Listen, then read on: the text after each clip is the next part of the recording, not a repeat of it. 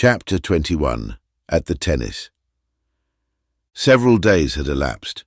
Catherine had been for a walk by herself one morning and came back to find Lennox grinning at her expectantly.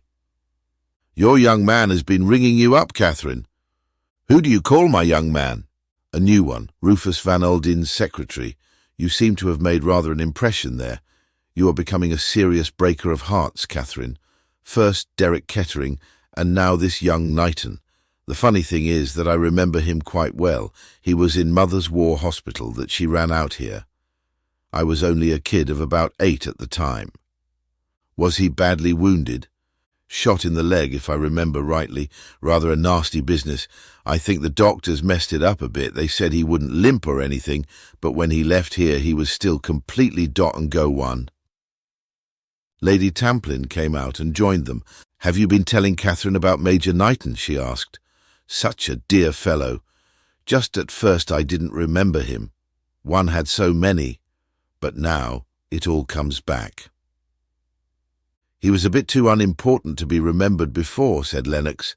"Now that he is a secretary to an American millionaire, it is a very different matter." "Darling," said Lady Tamplin, in her vague, reproachful voice. "What did Major Knighton ring up about?" inquired Catherine. "He asked if you would like to go to the tennis this afternoon. If so, he would call for you in a car. Mother and I accepted for you with impressment. Whilst you dally with a millionaire's secretary, you might give me a chance with the millionaire Catherine. He is about 60, I suppose, so that he will be looking about for a nice, sweet young thing like me." "I should like to meet Mr. Van Alden," said Lady Tamplin earnestly. "One has heard so much of him. Those fine, rugged figures of the Western world," she broke off. "So fascinating," she murmured. "Major Knighton was very particular to say it was Mr. Van Alden's invitation," said Lennox. "He said it so often that I began to smell a rat. You and Knighton would make a very nice pair, Catherine. Bless you, my children."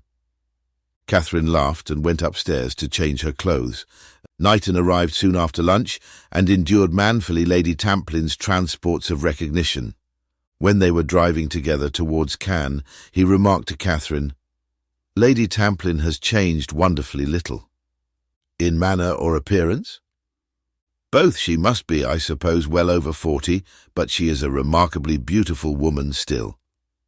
"She is," agreed Catherine. "I am very glad that you could come today," went on Knighton. "Monsieur Poirot is going to be there also. What an extraordinary little man he is. Do you know him well, Miss Grey?" Catherine shook her head. "I met him on the train on the way here. I was reading a detective novel, and I happened to say something about such things not happening in real life. Of course, I had no idea of who he was." "He is a very remarkable person," said Knighton slowly, "and has done some very remarkable things. He has a kind of genius for going to the root of the matter, and right up to the end, no one has any idea of what he is really thinking. I remember I was staying at a house in Yorkshire, and Lady Clanravon's jewels were stolen. It seemed at first to be a simple robbery, but it completely baffled the local police. I wanted them to call in Hercule Poirot and said he was the only man who could help them, but they pinned their faith to Scotland Yard." "And what happened?" said Catherine curiously. "The jewels were never recovered," said Knighton dryly. "You really do believe in him?" "I do indeed. The Comte de la Roche is a pretty wily customer. He has wriggled out of most things, but I think he has met his match in Hercule Poirot." "The Comte de la Roche," said Catherine thoughtfully. "So you really think he did it?" "Of course." Knighton looked at her in astonishment. "Don't you?" "Oh, yes," said Catherine hastily. "That is, I mean, if it was not just an ordinary train robbery." "It might be, of course," agreed the other, "but it seems to me that the Comte de la Roche fits into this business particularly well. And yet he has an alibi." "Oh, alibis!" Knighton laughed. His face broke into his attractive, boyish smile. "You confess that you read detective stories, Miss Grey. You must know that anyone who has a perfect alibi is always open to grave suspicion." "Do you think that real life is like that?" asked Catherine, smiling. "Why not? Fiction is founded on fact." "But is rather superior to it," suggested Catherine. "Perhaps, anyway, if I was a criminal, I should not like to have Hercule Poirot on my track." "No more should I," said Catherine and laughed. They were met on arrival by Poirot. As the day was warm, he was attired in a white duck suit with a white camellia in his buttonhole. "Bonjour, mademoiselle," said Poirot. "I look very English, do I not?" "You look wonderful," said Catherine tactfully. "You mock yourself at me," said Poirot genially. "But no matter. Papa Poirot, he always laughs the last." "Where is Mr. Van Alden?" asked Knighton. "He will meet us at our seats. To tell you the truth, my friend, he is not too well pleased with me. Oh, those Americans, the repose, the calm, they know it not. Mr. Van Alden, he would that I fly myself in the pursuit of criminals through all the byways of Nice." "I should have thought myself that it would not have been a bad plan," observed Knighton.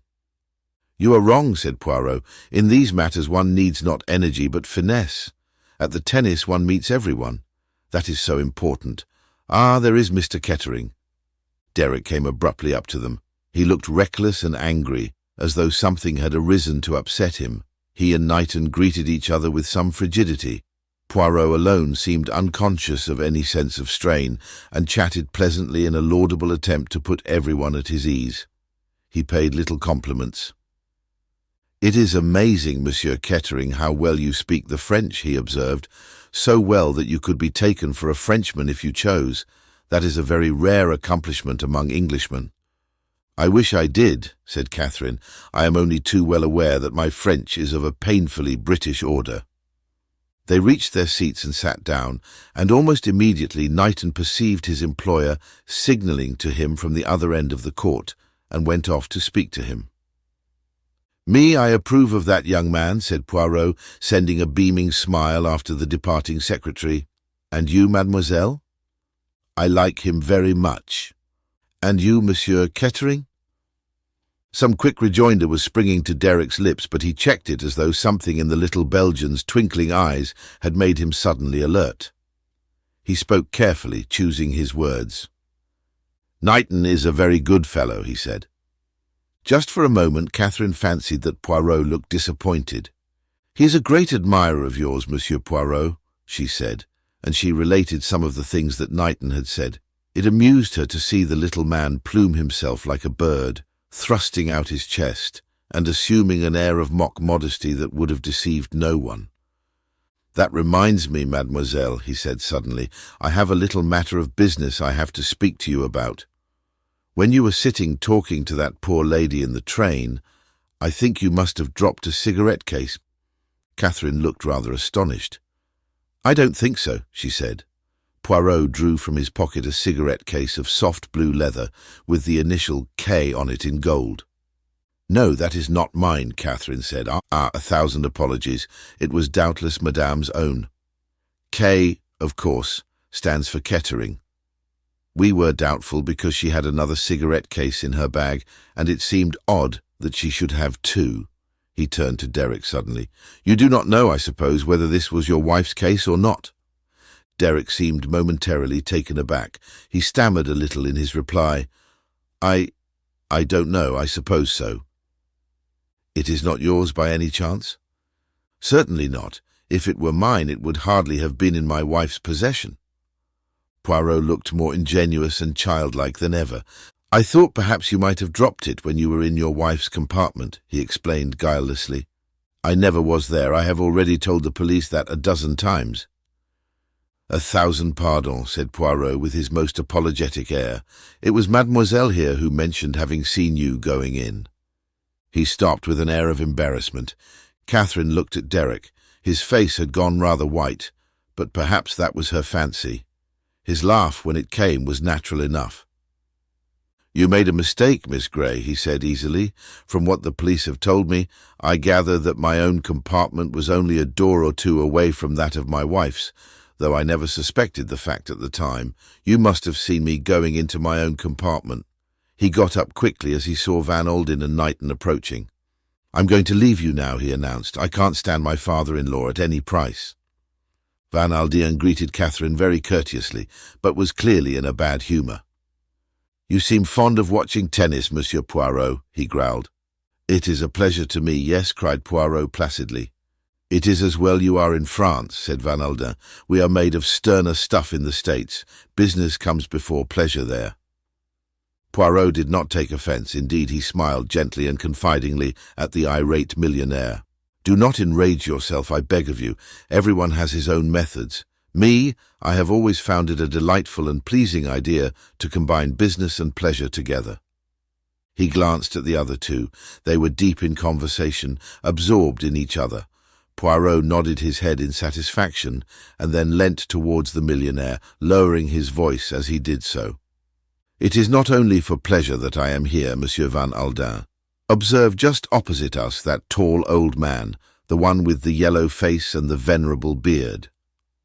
"Well, what of him?" "That," Poirot said, "is Monsieur Papopoulos. A Greek, eh?" "As you say, a Greek. He is a dealer in antiques of worldwide reputation. He has a small shop in Paris, and he is suspected by the police of being something more." "What?" "A receiver of stolen goods, especially jewels. There is nothing as to the recutting and resetting of gems that he does not know. He deals with the highest in Europe and with the lowest of the riffraff of the underworld." Van Alden was looking at Poirot with suddenly awakened attention. "Well?" he demanded, a new note in his voice. "I ask myself," said Poirot, "I, Hercule Poirot," he thumped himself dramatically on the chest, "ask myself, why is Monsieur Papopoulos suddenly come to Nice?"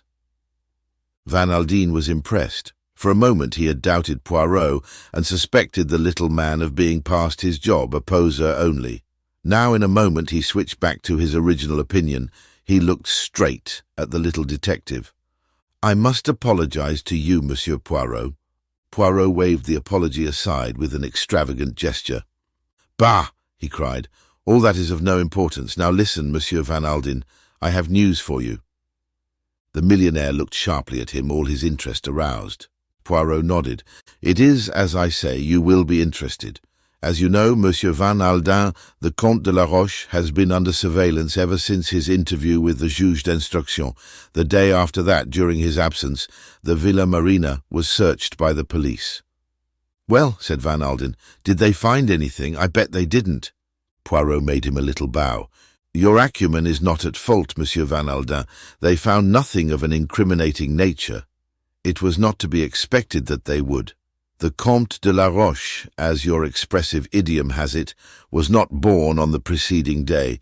He is an astute gentleman with great experience." "Well, go on," growled Van Alden. "It may be, of course, that the Comte had nothing of a compromising nature to conceal, but we must not neglect the possibility. If, then, he has something to conceal, where is it? Not in his house. The police searched thoroughly. Not on his person, for he knows that he is liable to arrest at any minute. There remains his car. As I say, he was under surveillance. He was followed on that day to Monte Carlo. From there he went by road to Mentone, driving himself. His car is a very powerful one. It outdistanced his pursuers, and for about a quarter of an hour they completely lost sight of him." "And during that time you think he concealed something by the roadside?" asked Van Alden, keenly interested. "By the roadside, no, ça n'est pas pratique. But listen now, I have made a little suggestion to Monsieur Carrege. He is graciously pleased to approve of it. In each bureau de poste in the neighbourhood it has been seen to that there is someone who knows the Comte de la Roche by sight. Because you see, monsieur, the best way of hiding a thing is by sending it away by the post." "Well?" demanded Van Alden. His face was keenly alight with interest and expectation. "Well, voilà!" With a dramatic flourish, Poirot drew out from his pocket a loosely wrapped brown paper package from which the string had been removed. "During that quarter of an hour's interval, our good gentleman mailed this." "The address?" asked the other sharply. Poirot nodded his head. "Might have told us something, but unfortunately it does not. The package was addressed to one of these little newspaper shops in Paris, where letters and parcels are kept until called for on payment of a small commission." "Yes, but what is inside?" demanded Van Alden impatiently. Poirot unwrapped the brown paper and disclosed a square cardboard box. He looked round him. "It is a good moment," he said quietly. "All eyes are on the tennis. Look, monsieur." He lifted the lid of the box for the fraction of a second. An exclamation of utter astonishment came from the millionaire. His face turned as white as chalk. "My God," he breathed, "the rubies!" He sat for a minute as though dazed. Poirot restored the box to his pocket and beamed placidly. Then suddenly the millionaire seemed to come out of his trance. He leaned across to Poirot and wrung his hand so heartily that the little man winced with pain. "This is great," said Van Alden. "Great, you are the goods, Monsieur Poirot. Once and for all, you are the goods." "It is nothing," said Poirot modestly. "Order, method, being prepared for eventualities beforehand. That is all there is to it." "And now I suppose the Comte de la Roche has been arrested?" continued Van Alden eagerly. "No," said Poirot. A look of utter astonishment came over Van Alden's face. "Oh, but why? What more do you want?" "The Comte's alibi is still unshaken." "But that is nonsense." "Yes," said Poirot, "I rather think it is nonsense, but unfortunately we have to prove it so. In the meantime he will slip through your fingers." Poirot shook his head very energetically. "No," he said, "he will not do that. The one thing the Comte cannot afford to sacrifice is his social position. At all costs he must stop and brazen it out." Van Alden was still dissatisfied. "But I don't see where—" Poirot raised a hand. "Grant me a little moment, monsieur. I have a little idea. Many people have mocked themselves at the little ideas of Hercule Poirot, and they have been wrong." "Well," said Van Alden, "go ahead. What is this little idea?" Poirot paused for a moment, and then he said, "I will call upon you at your hotel at 11 o'clock tomorrow morning. Until then, say nothing to anyone." Chapter 22. Monsieur Papopoulos breakfast. Monsieur Papopoulos was at breakfast. Opposite him sat his daughter Zia. There was a knock at the sitting-room door, and a chasseur entered with a card which he brought to Mr. Papopoulos. The latter scrutinized it, raised his eyebrows, and passed it over to his daughter. "Ah," said Monsieur Papopoulos, scratching his left ear thoughtfully. "Hercule Poirot. I wonder now." Father and daughter looked at each other. "I saw him yesterday at the tennis," said Monsieur Papopoulos. "Zia, I hardly like this."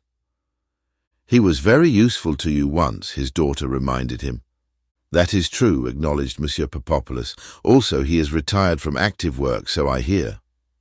These interchanges between father and daughter had passed in their own language.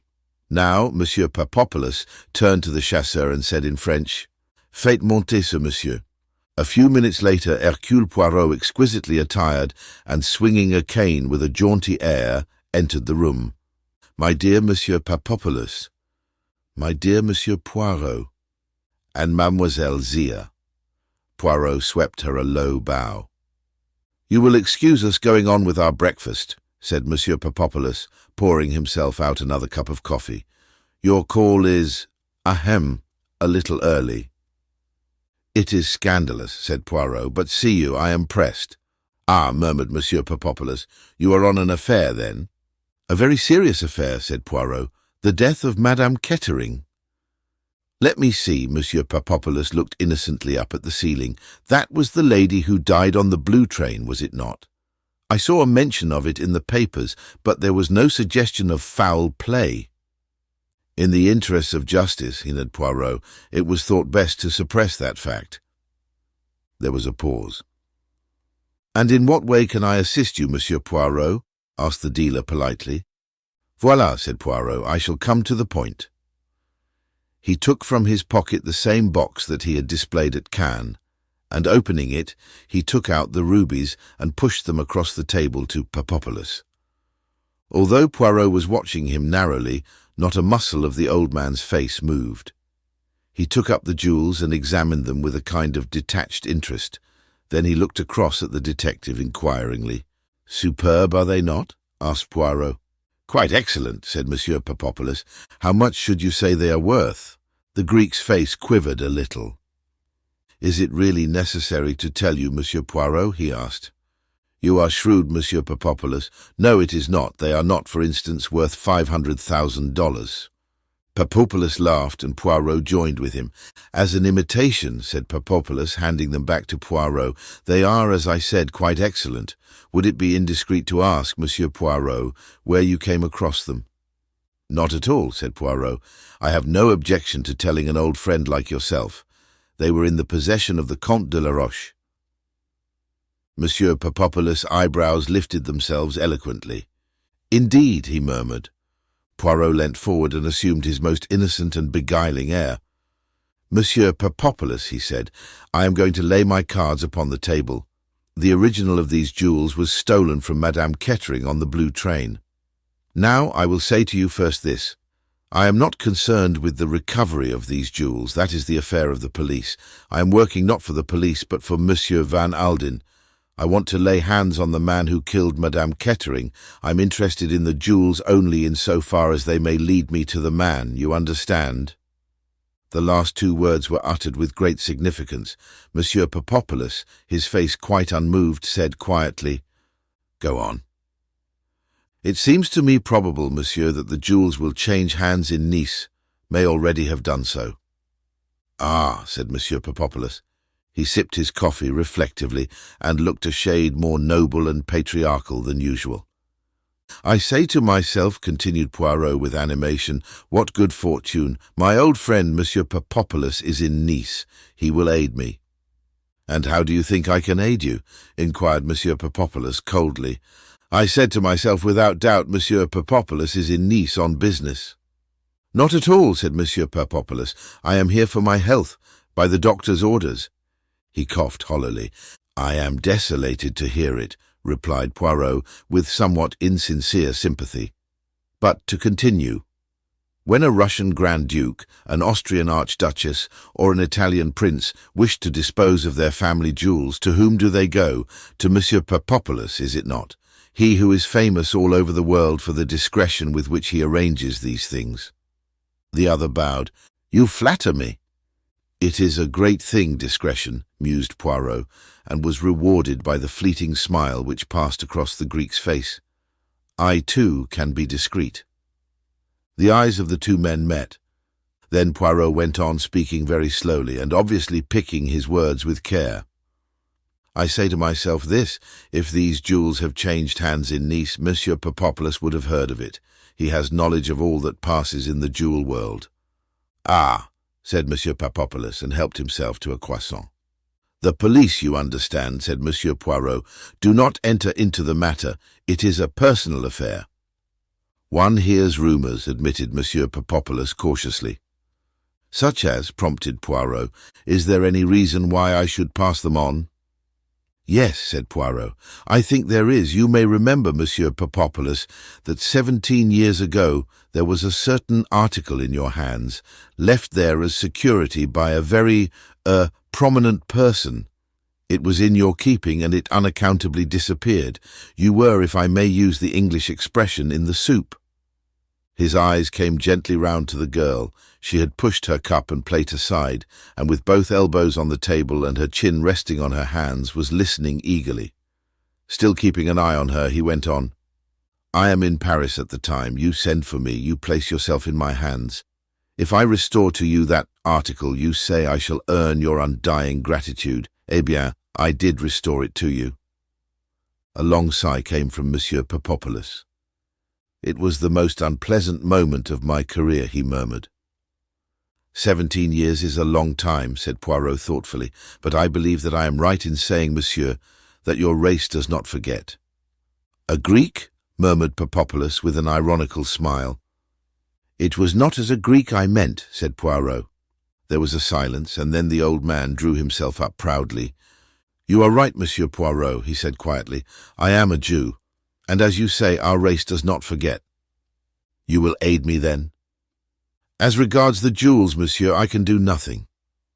The old man, as Poirot had done just now, picked his words carefully. "I know nothing, I have heard nothing, but I can perhaps do you a good turn. That is, if you are interested in racing." "Under certain circumstances I might be," said Poirot, eyeing him steadily. "There is a horse running at Longchamp that would, I think, repay attention. I cannot say for certain, you understand. This news passed through so many hands." He stopped, fixing Poirot with his eye, as though to make sure that the latter was comprehending him. "Perfectly, perfectly," said Poirot, nodding. "The name of the horse," said Monsieur Papopoulos, leaning back and joining the tips of his fingers together, "is the Marquise. I think, but I'm not sure, that it is an English horse. Eh, Zia?" "I think so too," said the girl. Poirot got up briskly. "I thank you, monsieur," he said. "It is a great thing to have what the English call a tip from the stable. Au revoir, monsieur, and many thanks." He turned to the girl. "Au revoir, Mademoiselle Zia. It seems to me but yesterday that I saw you in Paris. One would say that 2 years had passed at most." "There is a difference between 16 and 33, said Zia ruefully. "Not in your case," declared Poirot gallantly. "You and your father will perhaps dine with me one night." "We shall be delighted," replied Zia. "Then we will arrange it," declared Poirot. "And now je me sauve." Poirot walked along the street humming a little tune to himself. He twirled his stick with a jaunty air. Once or twice he smiled to himself quietly. He turned into the first bureau de poste he came to and sent off a telegram. He took some time in wording it, but it was in code, and he had to call upon his memory. It purported to deal with a missing scarf pin and was addressed to Inspector Japp, Scotland Yard. Decoded, it was short and to the point. "Wire me everything known about man whose sobriquet is the Marquis." Chapter 23. A New Theory. It was exactly 11 o'clock when Poirot presented himself at Van Alden's hotel. He found the millionaire alone. "You are punctual, Monsieur Poirot," he said with a smile as he rose to greet the detective. "I am always punctual," said Poirot. "The exactitude, always do I observe it. Without order and method—" He broke off. "Ah, but it is possible that I have said these things to you before. Let us come at once to the object of my visit." "Your little idea?" "Yes, my little idea." Poirot smiled.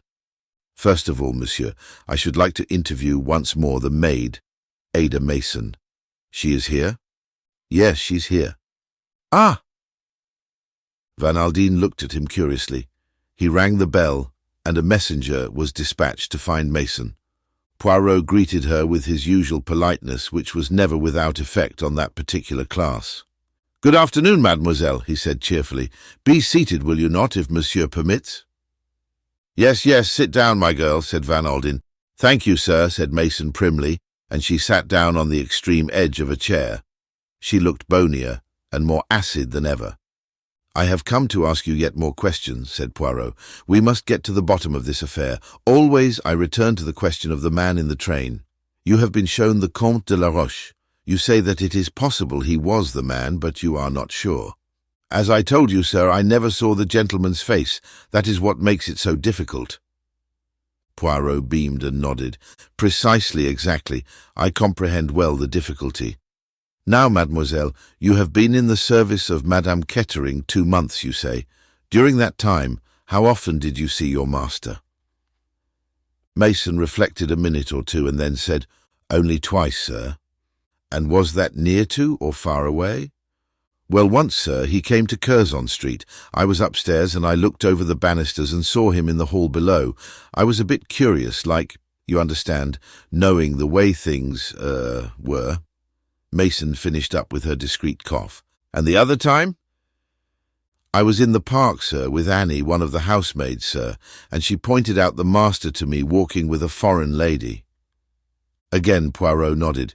"Now listen, Mason, this man whom you saw in the carriage talking to your mistress at the Gare de Lyon, how do you know it was not your master?" "The master, sir? Oh, I don't think it could have been." "But you are not sure?" Poirot persisted. "Well, I never thought of it, sir." Mason was clearly upset at the idea. "You have heard that your master was also on the train. What more natural than that? It should be he who came along the corridor." "But the gentleman who was talking to the mistress must have come from outside, sir. He was dressed for the street, in an overcoat and soft hat." "Just so, mademoiselle, but reflect a minute. The train has just arrived at the Gare de Lyon.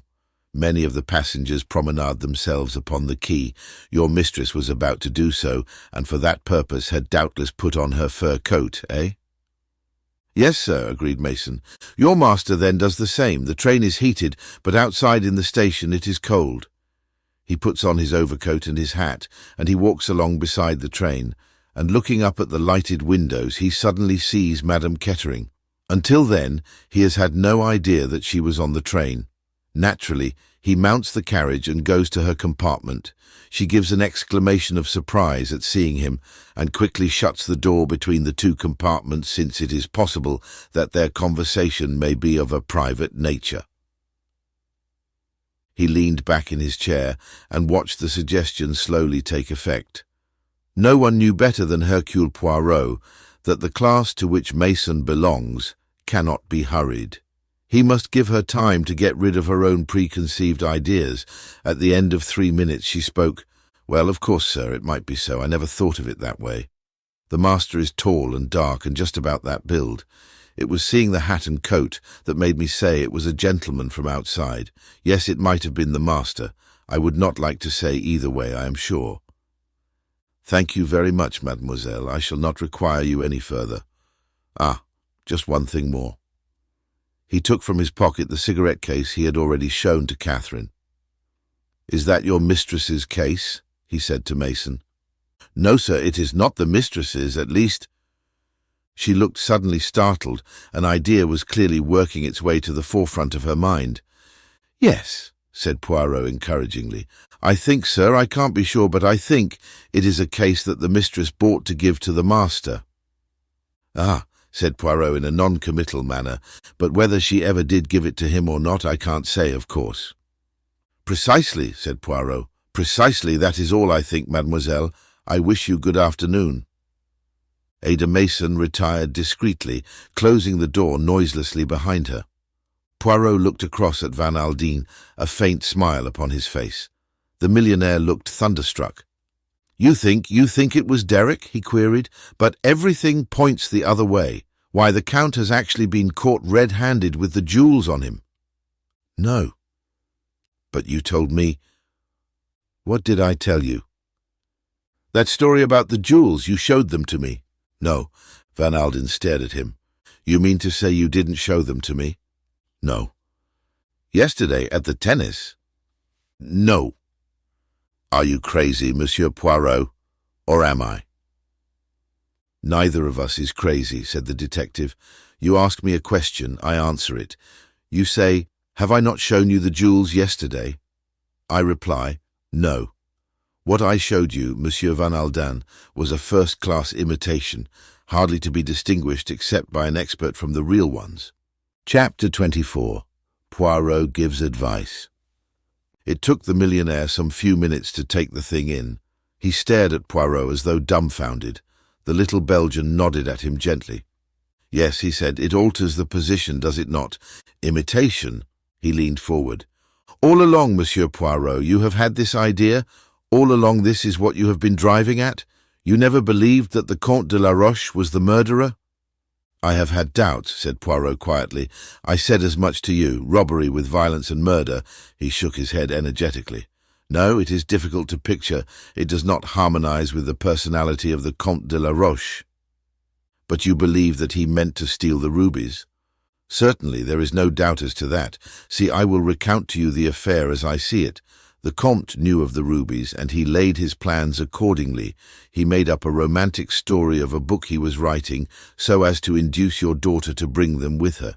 He provided himself with an exact duplicate. It is clear, is it not, that substitution is what he was after. Madame, your daughter, was not an expert on jewels. It would probably be a long time before she discovered what had occurred. When she did so, well, I do not think she would prosecute the Comte. Too much would come out. He would have in his possession various letters of hers. Oh yes, a very safe scheme from the Comte's point of view, one that he has probably carried out before." "It seems clear enough, yes," said Van Aldine musingly. "It accords with the personality of the Comte de la Roche," said Poirot. "Yes, but now—" Van Aldine looked searchingly at the other. "What actually happened? Tell me that, Monsieur Poirot." Poirot shrugged his shoulders. "It is quite simple," he said. "Someone stepped in ahead of the Comte." There was a long pause. Van Aldine seemed to be turning things over in his mind. When he spoke, it was without beating about the bush. "How long have you suspected my son-in-law, Monsieur Poirot?" "From the very first. He had the motive and the opportunity. Everyone took for granted that the man in Madame's compartment in Paris was the Comte de la Roche. I thought so too." Then you happened to mention that you had once mistaken the Comte for your son-in-law. That told me that they were of the same height and build and alike in colouring. It put some curious ideas in my head. The maid had only been with your daughter a short time. It was unlikely that she would know Mr. Kettering well by sight, since he had not been living in Curzon Street. Also, the man was careful to keep his face turned away.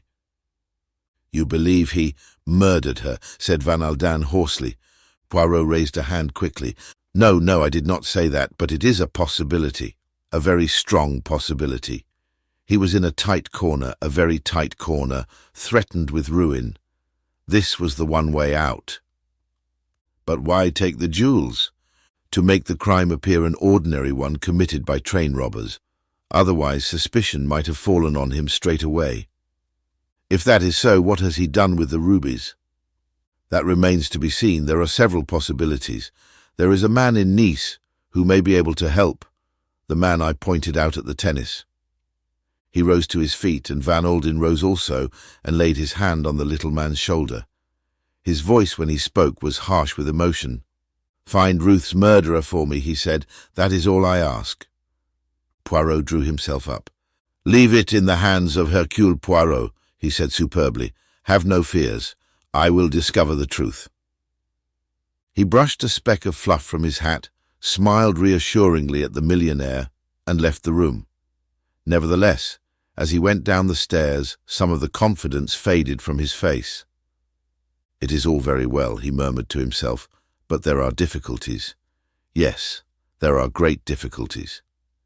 As he was passing out of the hotel, he came to a sudden halt. A car had drawn up in front of the door. In it was Catherine Grey, and Derek Kettering was standing beside it, talking to her earnestly. A minute or two later the car drove off, and Derek remained standing on the pavement looking after it. The expression on his face was an odd one. He gave a sudden impatient gesture of the shoulders, sighed deeply, and turned to find Hercule Poirot standing at his elbow. In spite of himself, he started. The two men looked at each other. Poirot steadily and unwaveringly, and Derek with a kind of light-hearted defiance. There was a sneer behind the easy mockery of his tone when he spoke, raising his eyebrows slightly as he did so. "Rather a dear, isn't she?" he asked easily. His manner was perfectly natural. "Yes," said Poirot thoughtfully, "that describes Mademoiselle Catherine very well. It is very English, that phrase there, and Mademoiselle Catherine, she also is very English." Derek remained perfectly still without answering. "And yet she is sympathetic, is it not so?" "Yes," said Derek, "there are not many like her." He spoke softly, almost as though to himself. Poirot nodded significantly. Then he leant towards the other and spoke in a different tone, a quiet, grave tone that was new to Derek Kettering. "You will pardon an old man, monsieur, if he says to you something that you may consider impertinent. There is one of your English proverbs that I would quote to you. It says that it is well to be off with the old love before being on with the new." Kettering turned on him angrily. "What the devil do you mean?" "You enrage yourself at me," said Poirot placidly. "I expected as much. As to what I mean, monsieur, that there is a second car with a lady in it. If you turn your head, you will see her." Derek spun round, his face darkened with anger. "Morel, damn her," he muttered. "I will soon—" Poirot arrested the movement he was about to make. "Is it wise what you are about to do there?" he asked warningly. His eyes shone softly with a green light in them, but Derek was past noticing the warning signs. In his anger, he was completely off his guard. "I have broken with her utterly, and she knows it," cried Derek angrily. "You have broken with her, yes, but has she broken with you?" Derek gave a sudden harsh laugh. "She won't break with £2 million if she can help it," he murmured brutally. "Trust Morel for that." Poirot raised his eyebrows. "You have the outlook cynical," he murmured. "Have I?" There was no mirth in his sudden wide smile. "I have lived in the world long enough, Monsieur Poirot, to know that all women are pretty much alike." His face softened suddenly. "All save one." He met Poirot's gaze defiantly. A look of alertness crept into his eyes, then faded again. "That one," he said, and jerked his head in the direction of Cap Martin. "Ah!" said Poirot. This quiescence was well calculated to provoke the impetuous temperament of the other.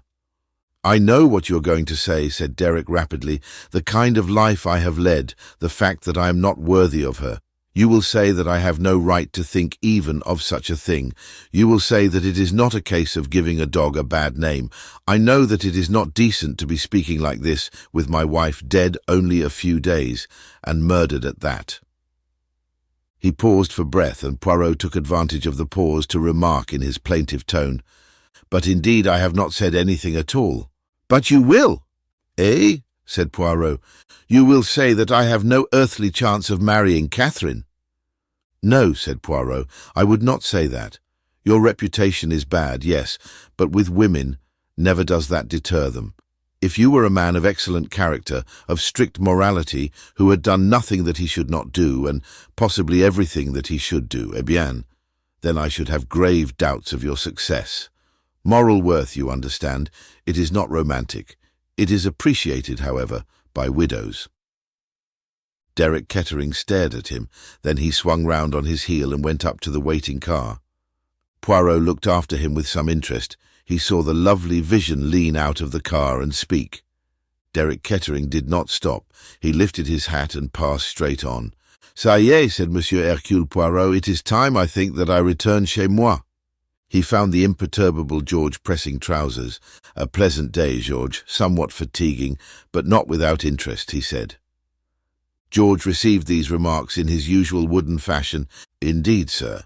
The personality of a criminal, George, is an interesting matter. Many murderers are men of great personal charm. I always heard, sir, that Dr. Crippen was a pleasant-spoken gentleman, and yet he cut up his wife like so much mincemeat. Your instances are always apt, George." The valet did not reply, and at that moment the telephone rang. Poirot took up the receiver. "Allô, allô, yes, it is Hercule Poirot who speaks." "This is Knighton. Will you hold the line a minute, Monsieur Poirot?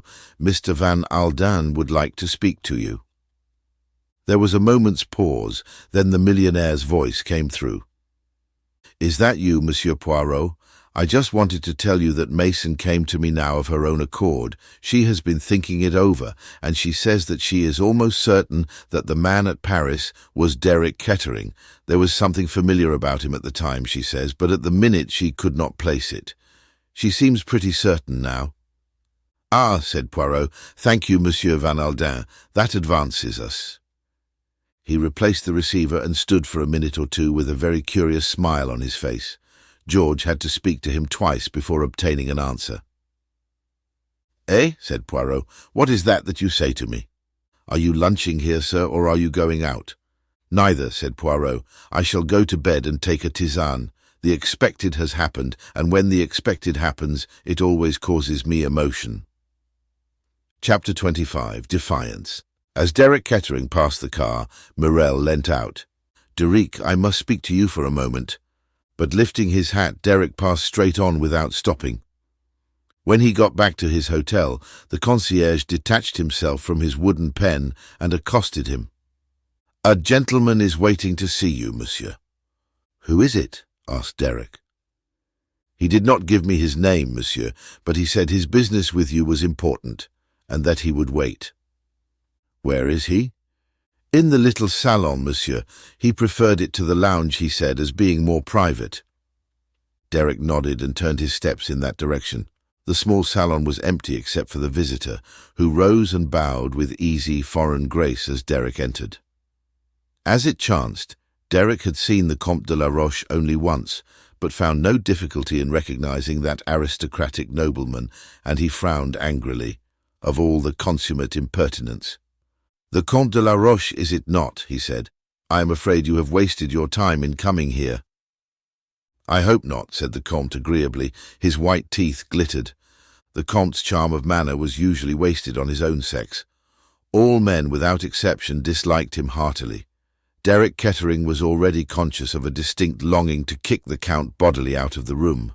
It was only the realization that scandal would be unfortunate just at present that restrained him. He marvelled anew that Ruth could have cared, as she certainly had, for this fellow, a bounder, and worse than a bounder. He looked with distaste at the Count's exquisitely manicured hands. "I called," said the Comte, "on a little matter of business. It would be advisable, I think, for you to listen to me." Again Derek felt strongly tempted to kick him out, but again he refrained. The hint of a threat was not lost upon him, but he interpreted it in his own way. There were various reasons why it would be better to hear what the Comte had to say. He sat down and drummed impatiently with his fingers on the table. "Well," he said sharply, "what is it?" It was not the Comte's way to come out into the open at once. "Allow me, monsieur, to offer you my condolences on your recent bereavement." "If I have any impertinence from you," said Derek quietly, "you go out by that window." He nodded his head towards the window beside the Comte, and the latter moved uneasily. "I will send my friends to you, monsieur, if that is what you desire," he said haughtily. Derek laughed. "A duel, eh? My dear Count, I don't take you seriously enough for that, but I should take a good deal of pleasure in kicking you down the Promenade des Anglais." The Comte was not at all anxious to take offence. He merely raised his eyebrows and murmured, "The English are barbarians." "Well," said Derek, "what is it you have to say to me?" "I will be frank," said the Comte. "I will come immediately to the point. That will suit us both, will it not?" Again he smiled in his agreeable fashion. "Go on," said Derek curtly. The Comte looked at the ceiling, joined the tips of his fingers together, and murmured softly, "You have come into a lot of money, monsieur." "What the devil has that got to do with you?" The Comte drew himself up. "Monsieur, my name is tarnished. I am suspected, accused of foul crime." "The accusation does not come from me," said Derek coldly. "As an interested party, I have not expressed any opinion." "I am innocent," said the Comte. "I swear before heaven," he raised his hand to heaven, "that I am innocent." "Monsieur Carrege is, I believe, the juge d'instruction in charge of the case," hinted Derek politely. The Comte took no notice. "Not only am I unjustly suspected of a crime that I did not commit, but I am also in serious need of money." He coughed softly and suggestively. Derek rose to his feet. "I was waiting for that," he said softly. "You blackmailing brute, I will not give you a penny. My wife is dead, and no scandal that you can make can touch her now. She wrote you foolish letters, I dare say. If I were to buy them from you for a round sum at this minute, I am pretty certain that you would manage to keep one or two back. And I will tell you this, Monsieur de la Roche, blackmailing is an ugly word both in England and in France. That is my answer to you. Good afternoon." "One moment." The Comte stretched out a hand as Derek was turning to leave the room. "You are mistaken, monsieur. You are completely mistaken. I am, I hope, a gentleman." Derek laughed. "Any letters that a lady might write to me I should hold sacred." He flung back his head with a beautiful air of nobility. "The proposition that I was putting before you was of quite a different nature. I am, as I said, extremely short of money, and my conscience might impel me to go to the police with certain information." Derek came slowly back into the room. "What do you mean?" The Comte's agreeable smile flashed forth once more. "Surely it is not necessary to go into details," he purred. "Seek whom the crime benefits, they say, don't they? As I said just now, you have come into a lot of money lately." Derek laughed. "If that is all," he said contemptuously, but the Comte was shaking his head. "But it is not all, my dear sir. I should not come to you unless I had much more precise and detailed information than that. It is not agreeable, monsieur, to be arrested and tried for murder." Derek came close up to him. His face expressed such furious anger that involuntarily the Comte drew back a pace or two. "Are you threatening me?" the young man demanded angrily. "You shall hear nothing more of the matter," the Comte assured him. "Of all the colossal bluffs that I have ever struck—" The Comte raised a white hand. "You are wrong. It is not a bluff. To convince you, I will tell you this. My information was obtained from a certain lady. It is she who holds the irrefutable proof that you committed the murder." "She? Who?" "Mademoiselle Mirelle." Derek drew back as though struck. "Mirelle," he muttered. The Comte was quick to press what he took to be his advantage. "A bagatelle of 100,000 francs, he said. "I ask no more." "Eh?" said Derek absently. "I was saying, monsieur, that a bagatelle of 100,000 francs would satisfy my conscience." Derek seemed to recollect himself. He looked earnestly at the Comte. "You would like my answer now?" "If you please, monsieur." "Then here it is. You can go to the devil, see?" Leaving the Comte too astonished to speak, Derek turned on his heel and swung out of the room. Once out of the hotel, he hailed a taxi and drove to Mirel's hotel. On inquiring, he learned that the dancer had just come in. Derek gave the concierge his card. "Take this up to mademoiselle and ask if she will see me." A very brief interval elapsed, and then Derek was bidden to follow a chasseur. A wave of exotic perfume assailed Derek's nostrils as he stepped over the threshold of the dancer's apartments. The room was filled with carnations, orchids, and mimosa. Mirel was standing by the window in a peignoir of foamy lace. She came towards him, her hands outstretched. "Derek, you have come to me. I knew you would." He put aside the clinging arms and looked down on her sternly. "Why did you send the Comte de la Roche to me?" She looked at him in astonishment, which he took to be genuine. "I send the Comte de la Roche to you, but for what?" "Apparently for blackmail," said Derek grimly. Again she stared. Then suddenly she smiled and nodded her head. "Of course, it was to be expected. It is what he would do, C-Typler. I might have known it." "No, indeed, Derek, I did not send him." He looked at her piercingly, as though seeking to read her mind. "I will tell you," said Mirel. "I am ashamed, but I will tell you. The other day, you comprehend, I was mad with rage, quite mad." She made an eloquent gesture. "My temperament, it is not a patient one. I want to be revenged on you, and so I go to the Comte de la Roche, and I tell him to go to the police and say so and so and so and so. But have no fear, Derek. Not completely did I lose my head. The proof rests with me alone. The police can do nothing without my word, you understand? And now. She nestled up close to him, looking up at him with melting eyes. He thrust her roughly away from him. She stood there, her breast heaving, her eyes narrowing to a cat-like slit. "Be careful, Derek, be very careful. You have come back to me, have you not?" "I shall never come back to you," said Derek steadily. More than ever the dancer looked like a cat. Her eyelids flickered. "So there is another woman, the one with whom you lunched that day, eh? Am I right?" "I intend to ask that lady to marry me, you might as well know." "That prim English woman, do you think that I will support that for one moment? Ah, no." Her beautiful lithe body quivered. "Listen, Derek, do you remember that conversation we had in London? You said the only thing that could save you was the death of your wife. You regretted that she was so healthy. Then the idea of an accident came to your brain. And more than an accident."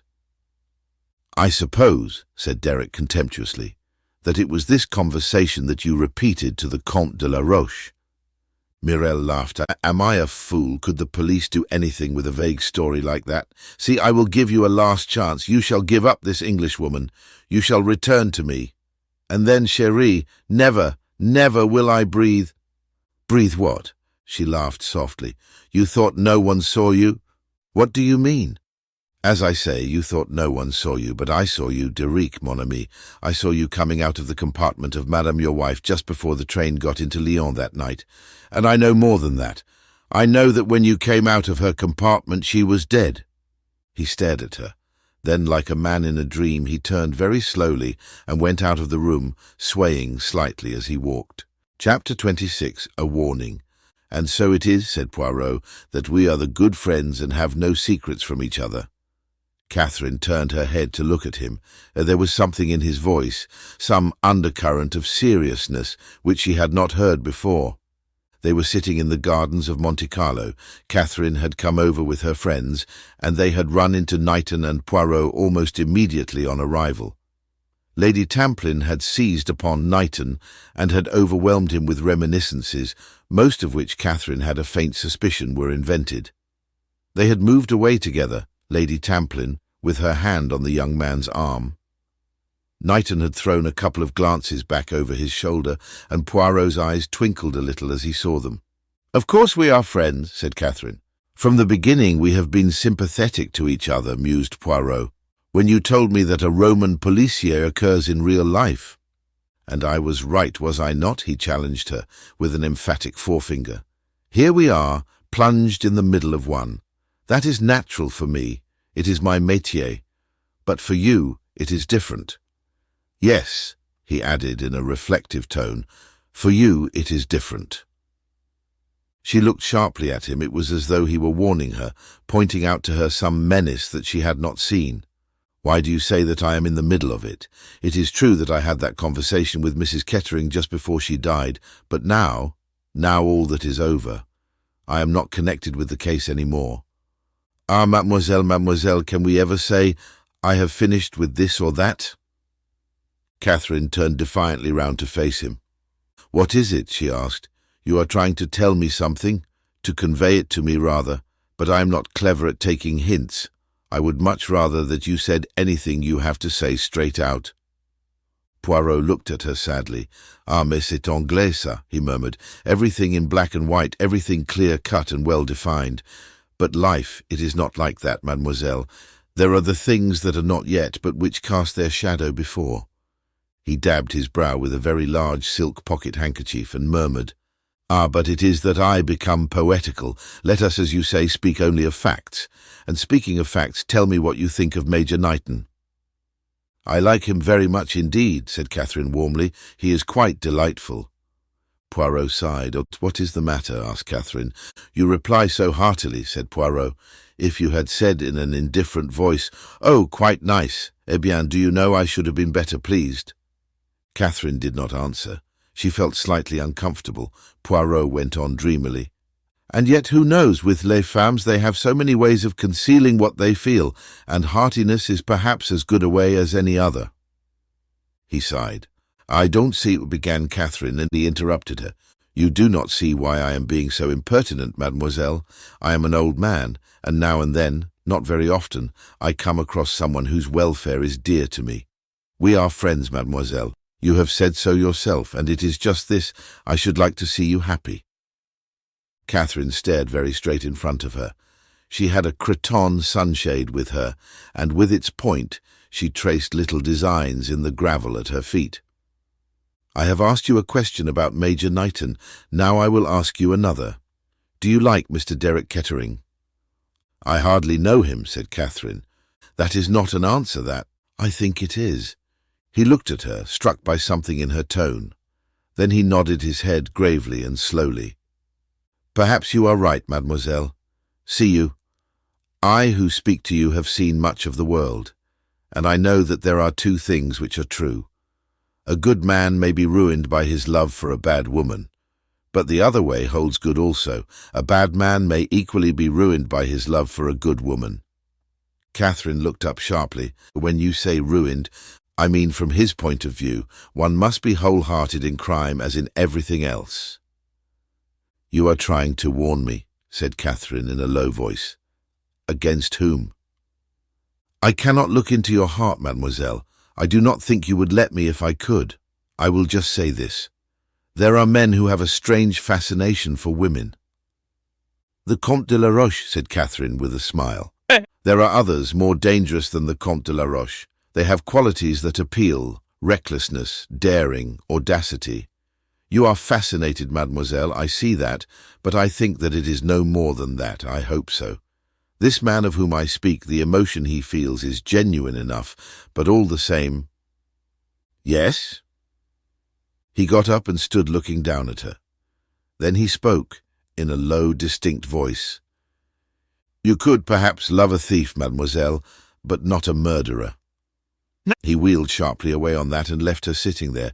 He heard the little gasp she gave and paid no attention. He had said what he meant to say. He left her there to digest that last unmistakable phrase. Derek Kettering, coming out of the casino into the sunshine, saw her sitting alone on the bench and joined her. I have been gambling, he said with a light laugh, gambling unsuccessfully. I have lost everything, that is, that I have with me.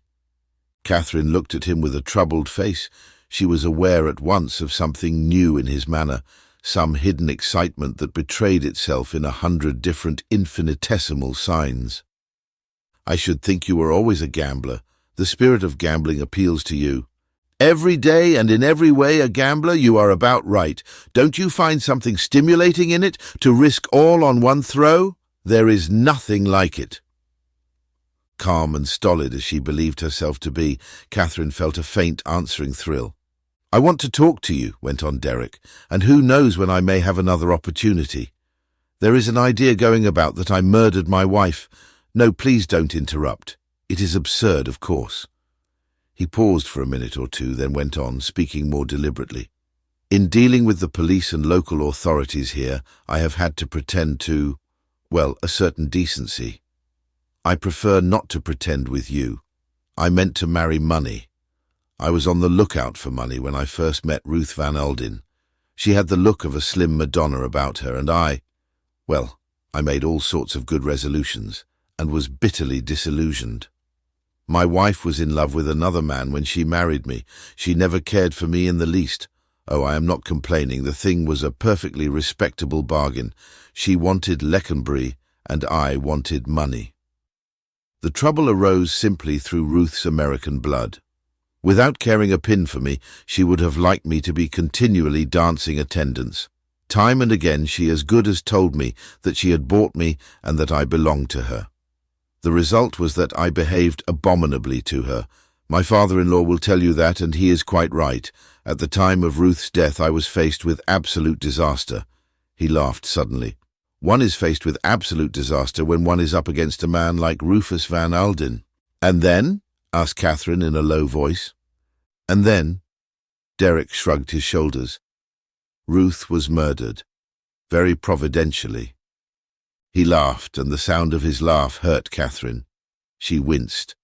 "Yes," said Derek, "that wasn't in very good taste, but it is quite true. Now I'm going to tell you something more. From the very first moment I saw you, I knew you were the only woman in the world for me. I was afraid of you. I thought you might bring me bad luck." "Bad luck?" said Catherine sharply. He stared at her. "Why do you repeat it like that? What have you got in your mind?" "I was thinking of things that people have said to me." Derek grinned suddenly.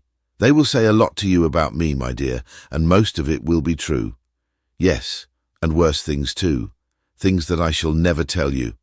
I have been a gambler always, and I have taken some long odds. I shan't confess to you now or at any other time. The past is done with. There is one thing I do wish you to believe. I swear to you solemnly that I did not kill my wife." He said the words earnestly enough, yet there was somehow a theatrical touch about them. He met her troubled gaze and went on. "I know. I lied the other day. It was my wife's compartment I went into." "Ah," said Catherine. "It's difficult to explain just why I went in, but I'll try. I did it on an impulse. You see, I was more or less spying on my wife. I kept out of sight on the train. Mireille had told me that my wife was meeting the Comte de la Roche in Paris. Well, as far as I had seen, that was not so. I felt ashamed, and I thought suddenly that it would be a good thing to have it out with her once and for all, so I pushed open the door and went in." He paused. "Yes," said Catherine gently. "Ruth was lying on the bunk asleep. Her face was turned away from me. I could see only the back of her head. I could have waked her up, of course. But suddenly I felt a reaction. What, after all, was there to say that we hadn't both of us said 100 times before? She looked so peaceful lying there. I left the compartment as quietly as I could." "Why lie about it to the police?" asked Catherine. "Because I'm not a complete fool. I've realized from the beginning that from the point of view of motive, I'm the ideal murderer. If I once admitted that I had been in her compartment just before she was murdered, I'd do for myself once and for all." "I see." Did she see? She could not have told herself. She was feeling the magnetic attraction of Derek's personality, but there was something in her that resisted, that held back. "Catherine, you know that I care for you. Do you care for me?" I don't know." Weakness there. Either she knew or she did not know. If only... She cast a look round desperately, as though seeking something that would help her. A soft colour rose in her cheeks as a tall, fair man with a limp came hurrying along the path towards them. Major Knighton. There was relief and an unexpected warmth in her voice as she greeted him. Derek stood up scowling, his face black as a thundercloud. "Lady Tamplin having a flutter," he said easily. I must join her and give her the benefit of my system." He swung round on his heel and left them together. Catherine sat down again. Her heart was beating rapidly and unevenly, but as she sat there talking commonplaces to the quiet, rather shy man beside her, her self-command came back, and then she realized with a shock that Knighton also was laying bare his heart, much as Derek had done, but in a very different manner. He was shy and stammering. The words came haltingly with no eloquence to back them. "From the first moment I saw you, I ought not to have spoken so soon, but Mr. Van Alden may leave here any day, and I might not have another chance. I know you can't care for me so soon. That is impossible. I dare say it is presumption anyway on my part. I have private means, but not very much. No, please don't answer now. I know what your answer would be, but in case I went away suddenly, I just wanted you to know that I care." She was shaken, touched. His manner was so gentle and appealing. "There's one thing more. I just wanted to say that if you are ever in trouble, anything that I can do—" He took her hand in his, held it tightly for a minute, then dropped it and walked rapidly away towards the casino without looking back. Catherine sat perfectly still, looking after him. Derek Kettering, Richard Knighton. Two men so different, so very different. There was something kind about Knighton, kind and trustworthy. As to Derek. Then suddenly Catherine had a very curious sensation. She felt that she was no longer sitting alone on the seat in the casino gardens, but that someone was standing beside her, and that someone was the dead woman, Ruth Kettering. She had a further impression that Ruth wanted badly to tell her something. The impression was so curious, so vivid, that it could not be driven away. She felt absolutely certain that the spirit of Ruth Kettering was trying to convey something of vital importance to her. The impression faded. Catherine got up, trembling a little. What was it that Ruth Kettering had wanted so badly to say? Chapter 27. Interview with Morel. When Knighton left Catherine, he went in search of Hercule Poirot, whom he found in the rooms, jauntily placing the minimum stake on the even numbers. As Knighton joined him, the number 33 turned up, and Poirot's stake was swept away. "Bad luck," said Knighton. "Are you going to stake again?" Poirot shook his head. "Not at present." "Do you feel the fascination of gambling?" asked Knighton curiously. "Not at roulette." Knighton shot a swift glance at him. His own face became troubled. He spoke haltingly with a touch of deference. "I wonder, are you busy, Monsieur Poirot? There is something I would like to ask you about." "I am at your disposal. Shall we go outside? It is pleasant in the sunshine." They strolled out together, and Knighton drew a deep breath. "I love the Riviera," he said. "I came here first 12 years ago during the war, when I was sent to Lady Tamplin's hospital.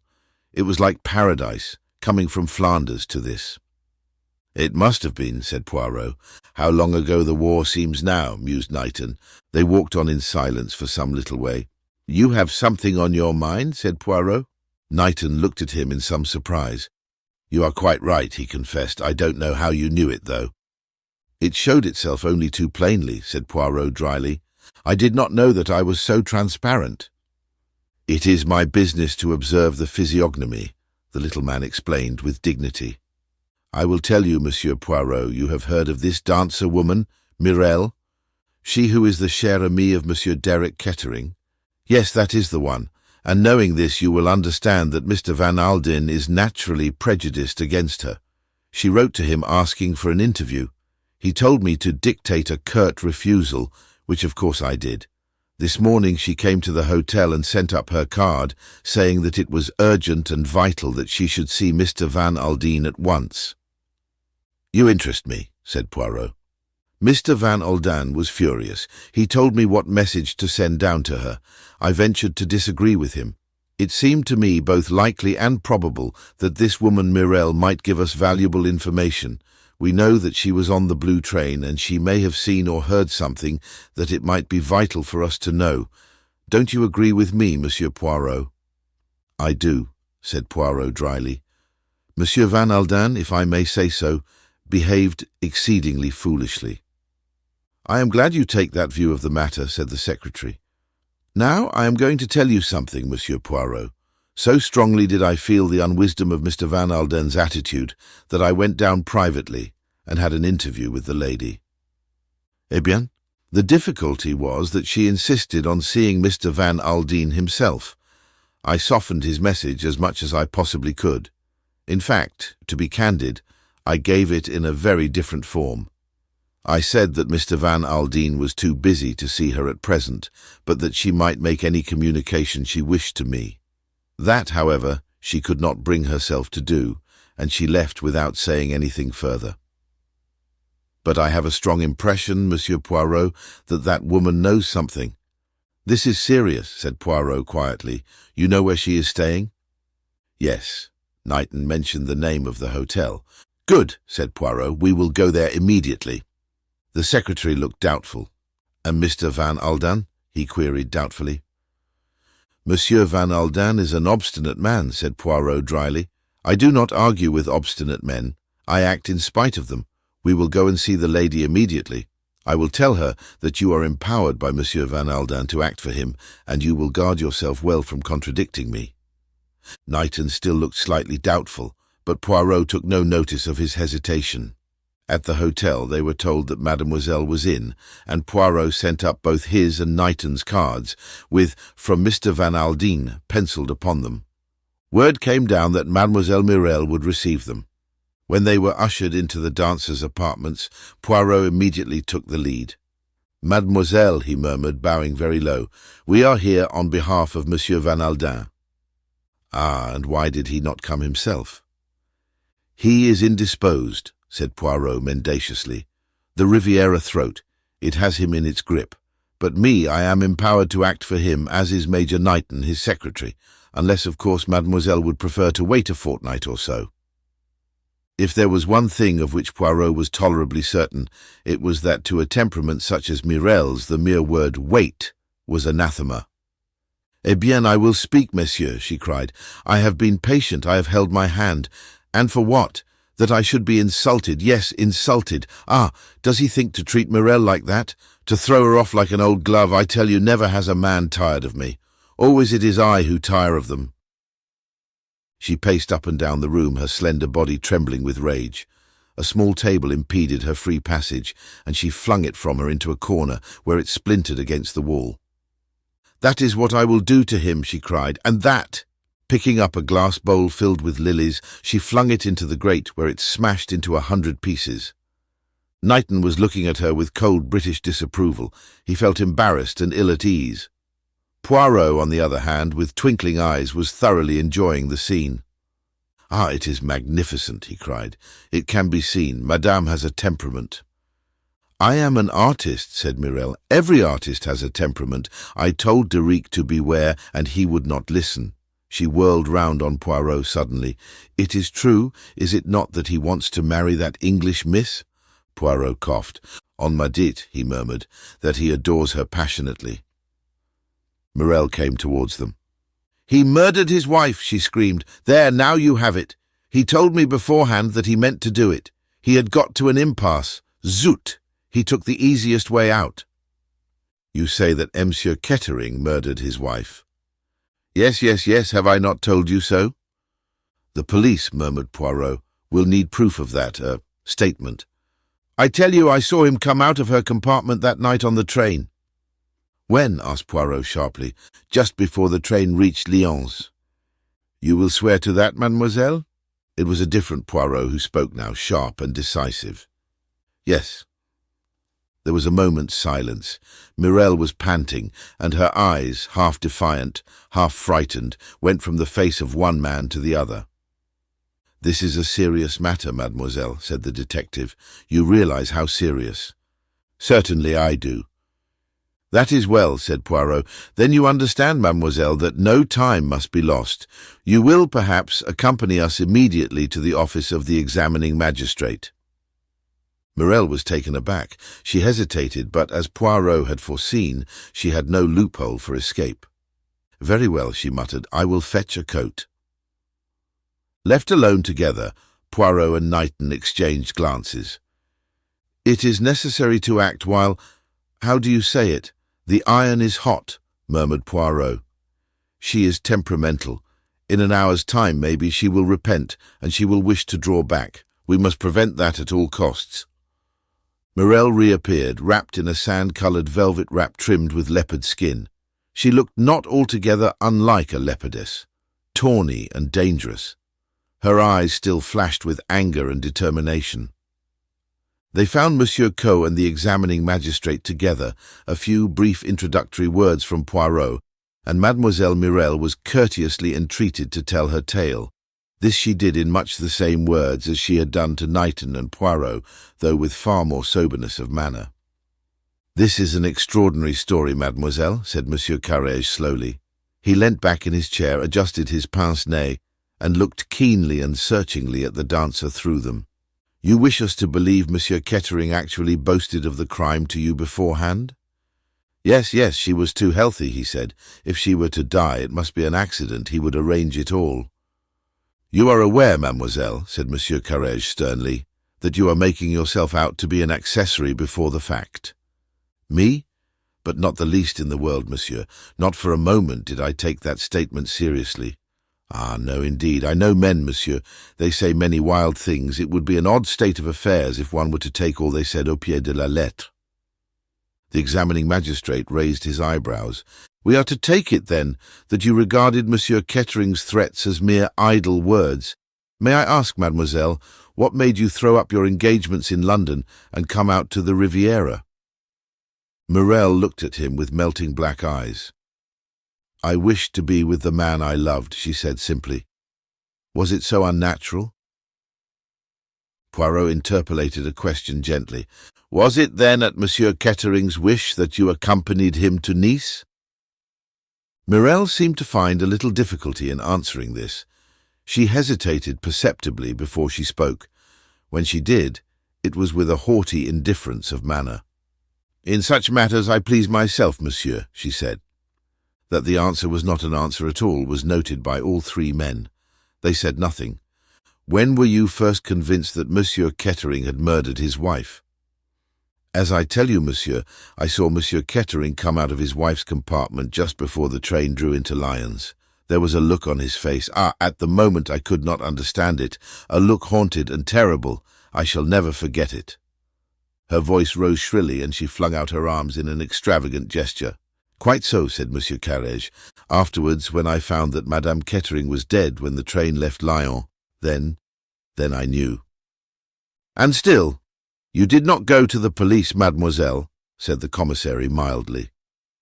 Morel glanced at him superbly. She was clearly enjoying herself in the role she was playing. "Shall I betray my lover?" she asked. "No, do not ask a woman to do that." "Yet now," hinted Monsieur Coe, "now it is different. He has betrayed me. Shall I suffer that in silence?" The examining magistrate checked her. Quite so," he murmured soothingly. "And now, mademoiselle, perhaps you will read over the statement of what you have told us. See that it is correct, and sign it." Morel wasted no time on the document. Yes," she said, "it is correct." She rose to her feet. "You require me no longer, messieurs?" "At present, no, mademoiselle." "And Deric will be arrested?" "At once, mademoiselle." Morel laughed cruelly and drew her fur draperies closer about her. "He should have thought of this before he insulted me," she cried.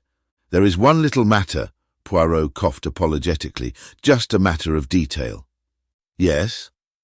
"What makes you think Madame Kettering was dead when the train left Lyons?" Morel stared. But she was dead." "Was she?" "Yes, of course, She came to an abrupt stop. Poirot was regarding her intently, and he saw the wary look that came into her eyes. "I have been told so. Everybody says so." "Oh," said Poirot, "I was not aware that the fact had been mentioned outside the examining magistrate's office." Morel appeared somewhat discomposed. "One hears those things," she said vaguely. "They get about. Somebody told me. I can't remember who it was." She moved to the door. Monsieur Coe sprang forward to open it for her, and as he did so, Poirot's voice rose gently once more. "And the jewels, pardon, mademoiselle, can you tell me anything about those?" "The jewels? What jewels?" "The rubies of Catherine the Great. Since you hear so much, you must have heard of them." I know nothing about any jewels, said Mireille sharply. She went out, closing the door behind her. Monsieur Coe came back to his chair. The examining magistrate sighed. What a fury, he said, but diablement chic. I wonder if she is telling the truth. I think so. There is some truth in her story, certainly, said Poirot. We have confirmation of it from Miss Grey. She was looking down the corridor a short time before the train reached Lyons, and she saw Monsieur Kettering go into his wife's compartment. The case against him seems quite clear, said the commissary, sighing. It is 1,000 pities, he murmured. How do you mean? Asked Poirot. It has been the ambition of my life to lay the Comte de la Roche by the heels. This time, ma foi, I thought we had got him. This other, it is not nearly so satisfactory. Monsieur Carrege rubbed his nose. If anything goes wrong, he observed cautiously, it will be most awkward. Monsieur Kettering is of the aristocracy. It will get into the newspapers. If we have made a mistake— He shrugged his shoulders forebodingly. The jewels now, said the commissary. What do you think he has done with them? He took them for a plant, of course, said Monsieur Carrege. They must have been a great inconvenience to him and very awkward to dispose of. Poirot smiled.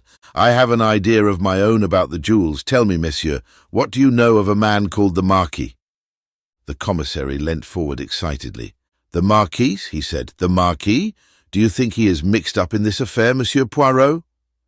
I ask you what you know of him. The commissary made an expressive grimace. Not as much as we should like to, he observed ruefully. He works behind the scenes, you understand. He has underlings who do his dirty work for him, but he is someone high up, that we are sure of. He does not come from the criminal classes. A Frenchman? Yes, at least we believe so, but we are not sure. He has worked in France, in England, in America. There was a series of robberies in Switzerland last autumn which were laid at his door. By all accounts he is a grand seigneur, speaking French and English with equal perfection, and his origin is a mystery. Poirot nodded and rose to take his departure. Can you tell us nothing more, Monsieur Poirot? Urged the commissary. At present, no, said Poirot, but I may have news awaiting me at my hotel. Monsieur Carrege looked uncomfortable. If the Marquis is concerned in this, he began, and then stopped. It upsets our ideas, complained Monsieur Coe. It does not upset mine, said Poirot. On the contrary, I think it agrees with them very well. Au revoir, monsieur. If news of any importance comes to me, I will communicate it to you immediately. He walked back to his hotel with a grave face. In his absence, a telegram had come to him. Taking a paper cutter from his pocket, he slit it open. It was a long telegram, and he read it over twice before slowly putting it in his pocket. Upstairs, George was awaiting his master.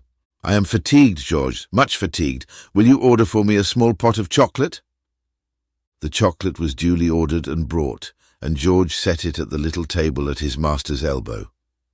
As he was preparing to retire, Poirot spoke. I believe, George, that you have a good knowledge of the English aristocracy, murmured Poirot. George smiled apologetically. I think that I might say that I have, sir, he replied. I suppose that it is your opinion, George, that criminals are invariably drawn from the lower orders. Not always, sir. There was great trouble with one of the Duke of Devise's younger sons. He left Eton under a cloud, and after that he caused great anxiety on several occasions. The police would not accept the view that it was kleptomania. A very clever young gentleman, sir, but vicious through and through, if you take my meaning. His Grace shipped him to Australia, and I hear he was convicted out there under another name. Very odd, sir, but there it is. The young gentleman, I need hardly say, was not in want financially. Poirot nodded his head slowly. Love of excitement, he murmured, and a little kink in the brain somewhere. I wonder now— He drew out the telegram from his pocket and read it again. Then there was Lady Mary Fox's daughter, continued the valet in a mood of reminiscence. Swindled tradespeople, something shocking she did, very worrying to the best families, if I may say so, and there are many other queer cases I could mention. You have a wide experience, Georges, murmured Poirot.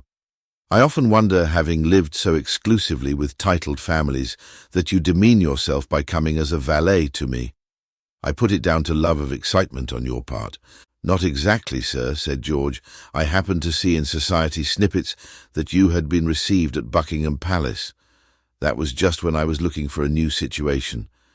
His Majesty, so it said, had been most gracious and friendly and thought very highly of your abilities." "Ah," said Poirot, "one always likes to know the reason for things." He remained in thought for a few moments and then said, "You rang up Mademoiselle Papopoulos?" "Yes, sir. She and her father will be pleased to dine with you tonight." "Ah," said Poirot thoughtfully. He drank off his chocolate, set the cup and saucer neatly in the middle of the tray, and spoke gently, more to himself than to the valet. "The squirrel, my good George, collects nuts. He stores them up in the autumn so that they may be of advantage to him later. To make a success of humanity, George, we must profit by the lessons of those below us in the animal kingdom. I have always done so. I have been the cat watching at the mouse hole. I have been the good dog following up the scent and not taking my nose from the trail. And also, my good George, I have been the squirrel. I have stored away the little fact here, the little fact there. I go now to my store and I take out one particular nut, a nut that I stored away, let me see, 17 years ago. You follow me, George?" "I should hardly have thought, sir," said George, "that nuts would have kept so long as that, though I know one can do wonders with preserving bottles." Poirot looked at him and smiled. 28. Poirot plays the squirrel. Poirot started to keep his dinner appointment with a margin of 3/4 of an hour to spare. He had an object in this. The car took him not straight to Monte Carlo, but to Lady Tamplin's house at Cap Martin, where he asked for Miss Grey. The ladies were dressing, and Poirot was shown into a small salon to wait. And here, after a lapse of 3 or 4 minutes, Lennox Tamplin came to him. "Catherine is not quite ready yet," she said. "Can I give her a message, or would you rather wait until she comes down?" Poirot looked at her thoughtfully. He was a minute or two in replying, as though something of great weight hung upon his decision. Apparently the answer to such a simple question mattered. "No," he said at last. "No, I do not think it is necessary that I should wait to see Mademoiselle Catherine. I think, perhaps, that it is better that I should not. These things are sometimes difficult." Lennox waited politely, her eyebrows slightly raised. "I have a piece of news," continued Poirot. "You will perhaps tell your friend. Monsieur Kettering was arrested tonight for the murder of his wife." "You want me to tell Catherine that?" asked Lennox. She breathed rather hard, as though she had been running. Her face, Poirot thought, looked white and strained, rather noticeably so. "If you please, mademoiselle." "Why?" said Lennox. "Do you think Catherine will be upset? Do you think she cares?" "I don't know, mademoiselle," said Poirot. "See, I admit it frankly. As a rule I know everything, but in this case I do not. You perhaps know better than I do." "Yes," said Lennox, "I know, but I am not going to tell you all the same." She paused for a minute or two, her dark brows drawn together in a frown. "You believe he did it?" she said abruptly. Poirot shrugged his shoulders. "The police say so." "Ah," said Lennox, "hedging, are you? So there is something to hedge about." Again she was silent, frowning. Poirot said gently, "You have known Derek Kettering a long time, have you not?" "Off and on, ever since I was a kid," said Lennox gruffly. Poirot nodded his head several times without speaking. With one of her brusque movements, Lennox drew forward a chair and sat down on it, her elbows on the table and her face supported by her hands. Sitting thus, she looked directly across the table at Poirot. "What have they got to go on?" she demanded. "Motive, I suppose. Probably came into money at her death." "He came into 2 million. And if she had not died, he would have been ruined?" "Yes." "But there must have been more than that," persisted Lennox. "He travelled by the same train, I know, but that would not be enough to go on by itself.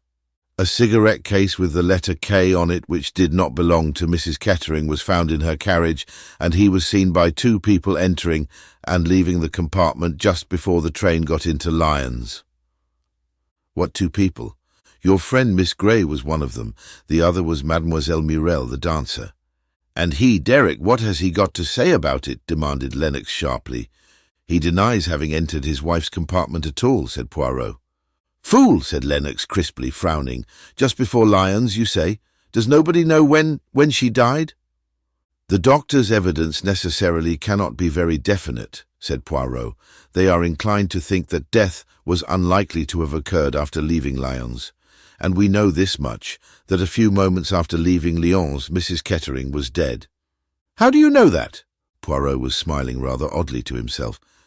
Someone else went into her compartment and found her dead. And they did not rouse the train? No. Why was that? Doubtless they had their reasons. Lennox looked at him sharply. Do you know the reason? I think so, yes. Lennox sat still, turning things over in her mind. Poirot watched her in silence. At last she looked up. A soft colour had come into her cheeks, and her eyes were shining.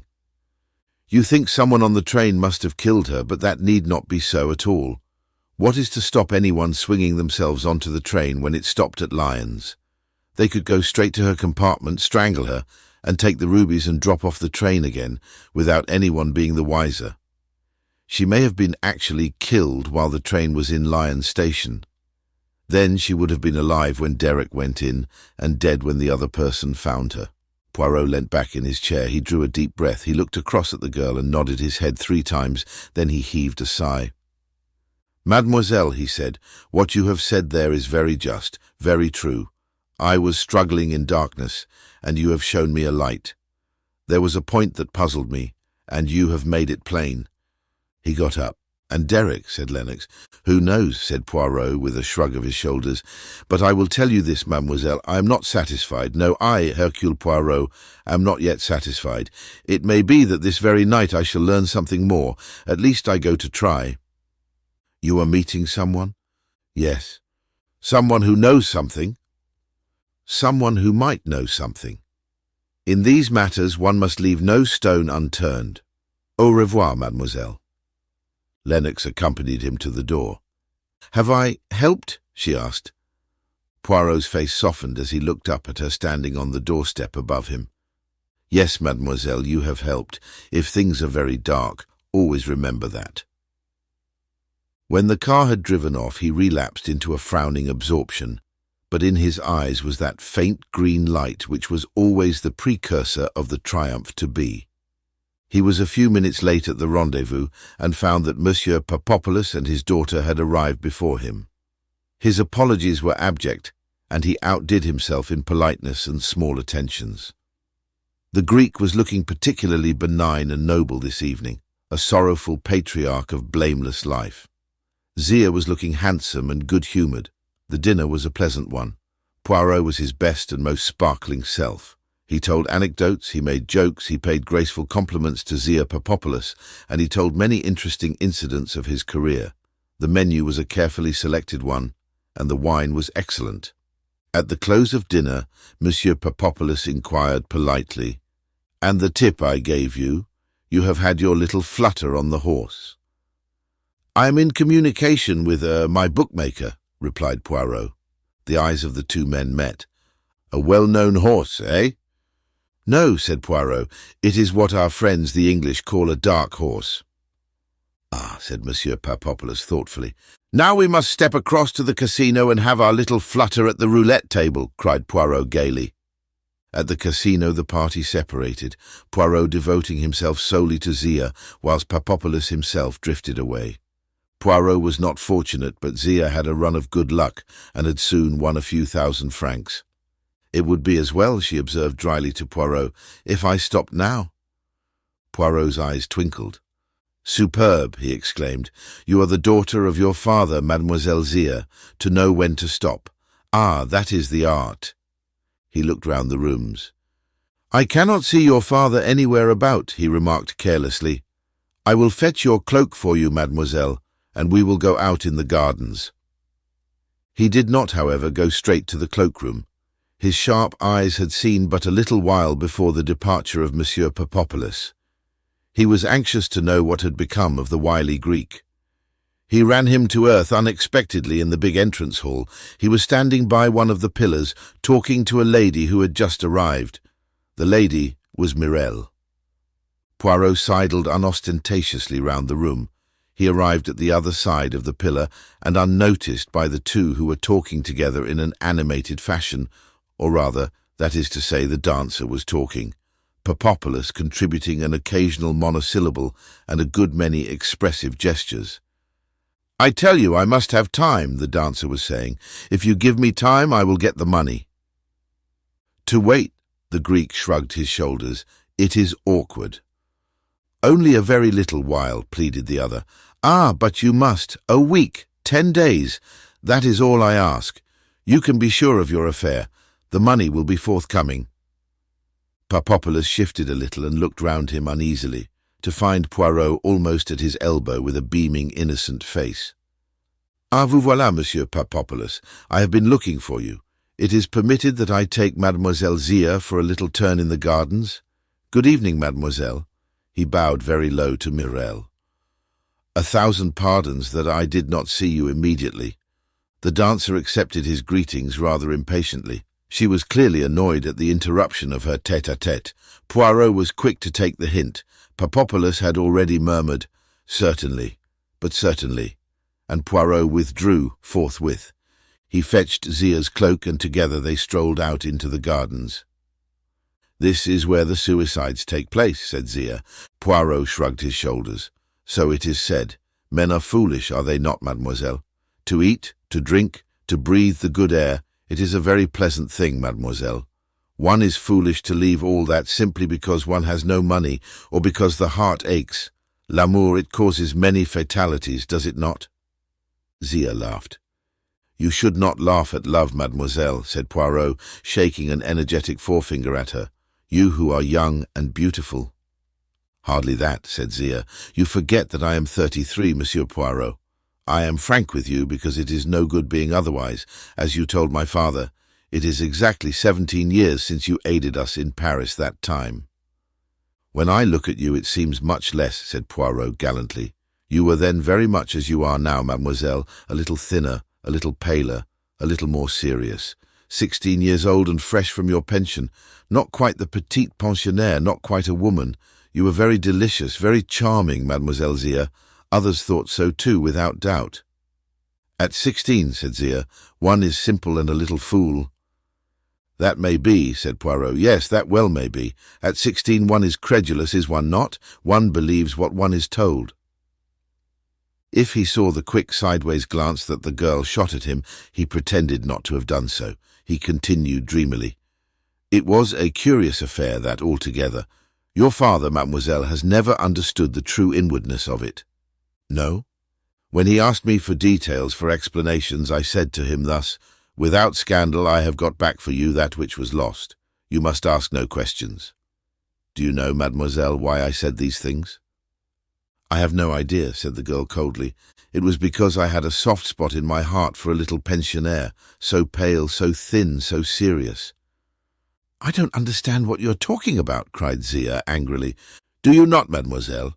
Have you forgotten Antonio Pirezio?" He heard the quick intake of her breath, almost a gasp. "He came to work as an assistant in the shop, but not thus could he have got hold of what he wanted. An assistant can lift his eyes to his master's daughter, can he not? If he is young and handsome with a glib tongue.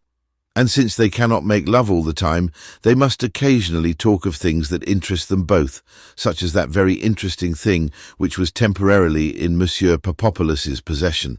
And since, as you say, mademoiselle, the young are foolish and credulous, it was easy to believe him, and to give him a sight of that particular thing, to show him where it was kept.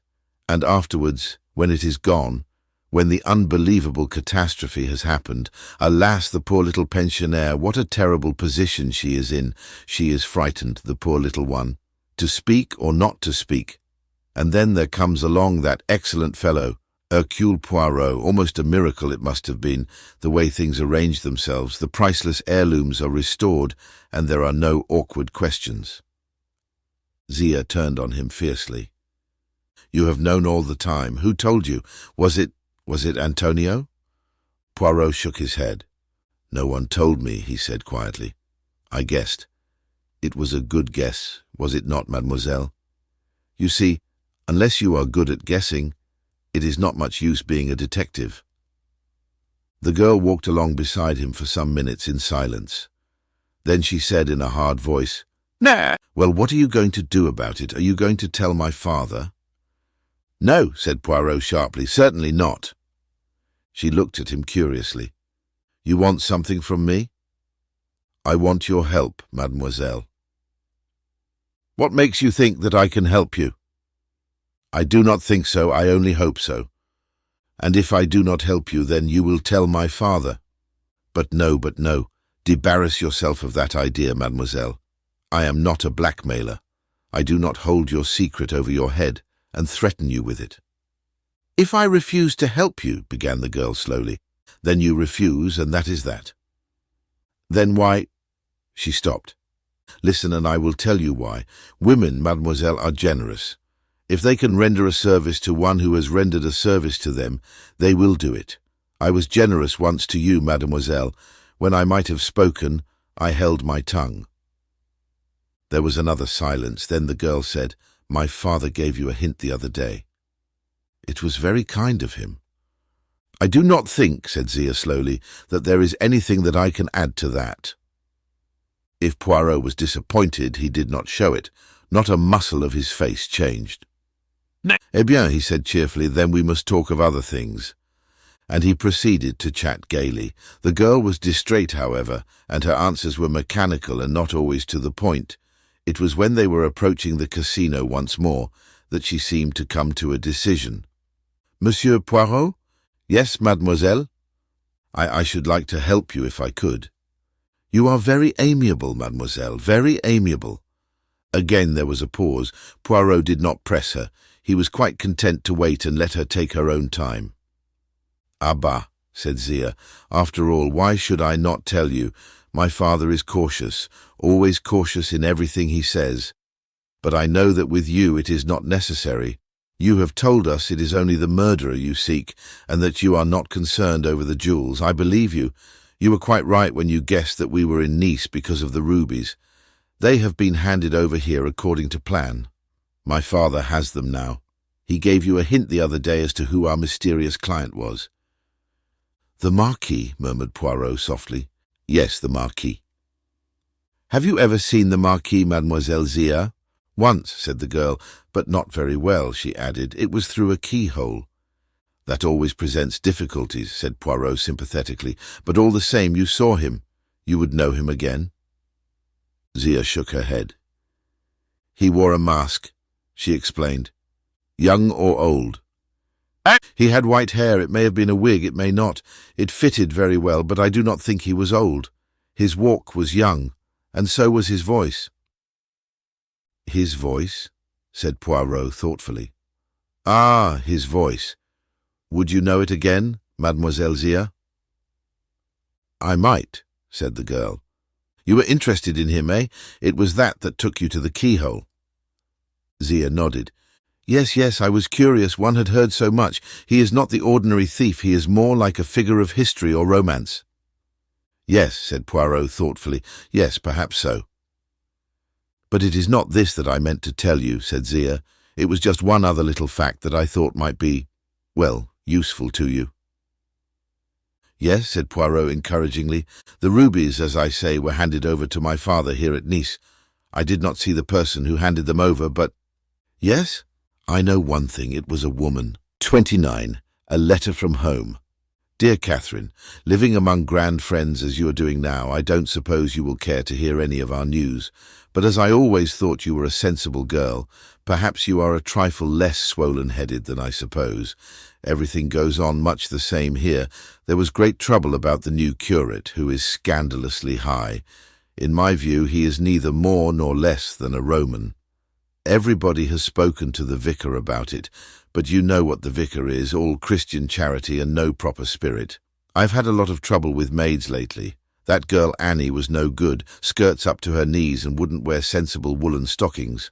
Not one of them can bear being spoken to. I've had a lot of pain with my rheumatism one way and another, and Dr. Harris persuaded me to go and see a London specialist. A waste of 3 guineas and a railway fare, as I told him. But by waiting until Wednesday I managed to get a cheap return. The London doctor pulled a long face and talked all round about and never straight out. until I said to him, "I'm a plain woman, doctor, and I like things to be plainly stated.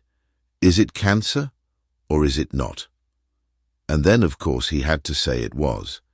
They say a year with care, and not too much pain, though I am sure I can bear pain, as well as any other Christian woman. Life seems rather lonely at times, with most of my friends dead or gone before. I wish you were in St. Mary Mead, my dear, and that is a fact. If you hadn't come into this money and gone off into grand society, I would have offered you double the salary poor Jane gave you to come and look after me. But there's no good wanting what we can't get. However, if things should go ill with you, and that is always possible, I have heard no end of tales of bogus noblemen marrying girls and getting hold of their money and then leaving them at the church door. I dare say you are too sensible for anything of the kind to happen to you, but one never knows. And never having had much attention of any kind, it might easily go to your head now. So just in case, my dear, remember there is always a home for you here, and though a plain-spoken woman, I am a warm-hearted one too. Your affectionate old friend, Amelia Viner. P.S. I saw a mention of you in the paper with your cousin, Viscountess Tamplin, and I cut it out and put it with my cuttings. I prayed for you on Sunday that you might be kept from pride and vainglory.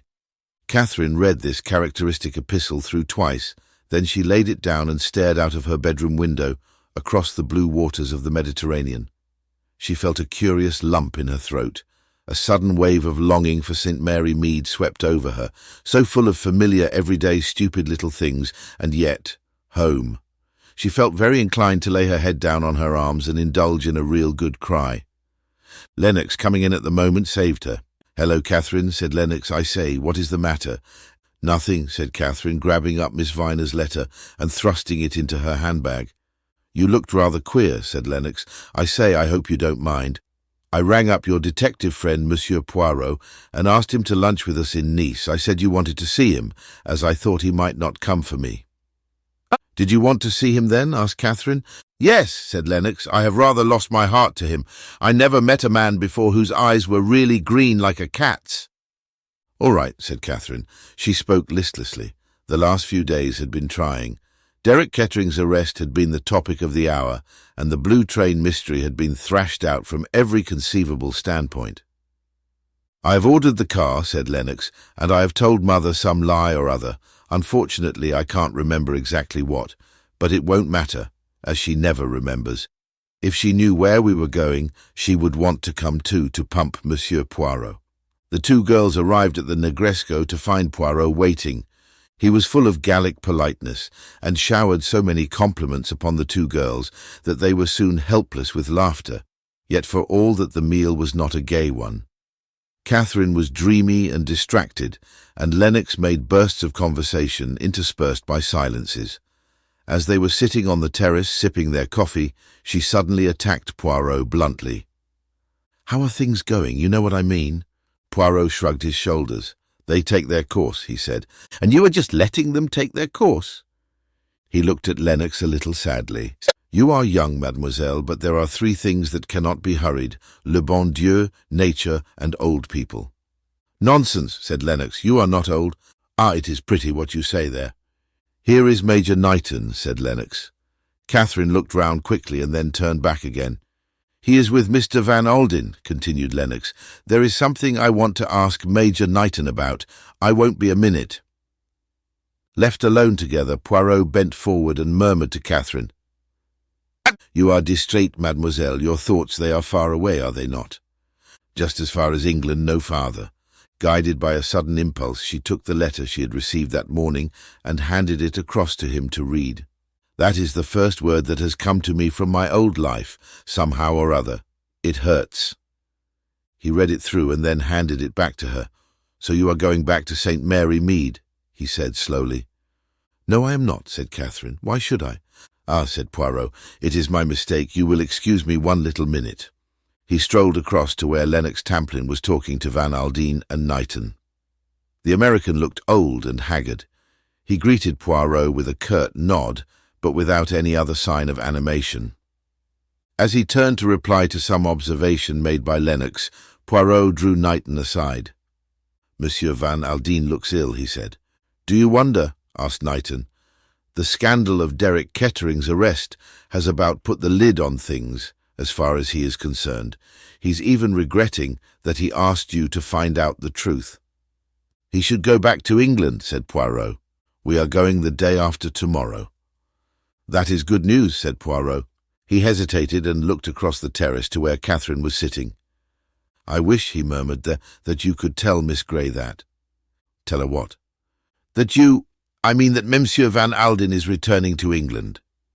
Knighton looked a little puzzled, but he readily crossed the terrace and joined Catherine. Poirot saw him go with a satisfied nod of the head, and then joined Lennox and the American. After a minute or two, they joined the others. Conversation was general for a few minutes. Then the millionaire and his secretary departed. Poirot also prepared to take his departure. "1,000 thanks for your hospitality, mesdemoiselles," he cried. "It has been a most charming luncheon. Ma foi, I needed it." He swelled out his chest and thumped it. "I am now a lion, a giant. Ah, Mademoiselle Catherine, you have not seen me as I can be. You have seen the gentle, the calm Hercule Poirot. But there is another Hercule Poirot. I go now to bully, to threaten, to strike terror into the hearts of those who listen to me." He looked at them in a self-satisfied way, and they both appeared to be duly impressed, though Lennox was biting her under lip, and the corners of Catherine's mouth had a suspicious twitch. "And I shall do it," he said gravely. "Oh yes, I shall succeed." He had gone but a few steps when Catherine's voice made him turn. "Monsieur Poirot, I want to tell you I think you were right in what you said. I'm going back to England almost immediately." Poirot stared at her very hard, and under the directness of his scrutiny she blushed. "I see," he said gravely. "I don't believe you do," said Catherine. "I know more than you think, mademoiselle," he said quietly. He left her with an odd little smile upon his lips. Entering a waiting car, he drove to Antibes. Hippolyte, the Comte de la Roche's wooden-faced manservant, was busy at the Villa Marina, polishing his master's beautiful cut table glass. The Comte de la Roche himself had gone to Monte Carlo for the day. Chancing to look out of the window, Hippolyte espied a visitor walking briskly up to the hall door, a visitor of so uncommon a type that Hippolyte, experienced as he was, had some difficulty in placing him. Calling to his wife Marie, who was busy in the kitchen, he drew her attention to what he called C-type La. "It is not the police again," said Marie anxiously. "Look for yourself," said Hippolyte. Marie looked. "Certainly not the police," she declared. "I am glad."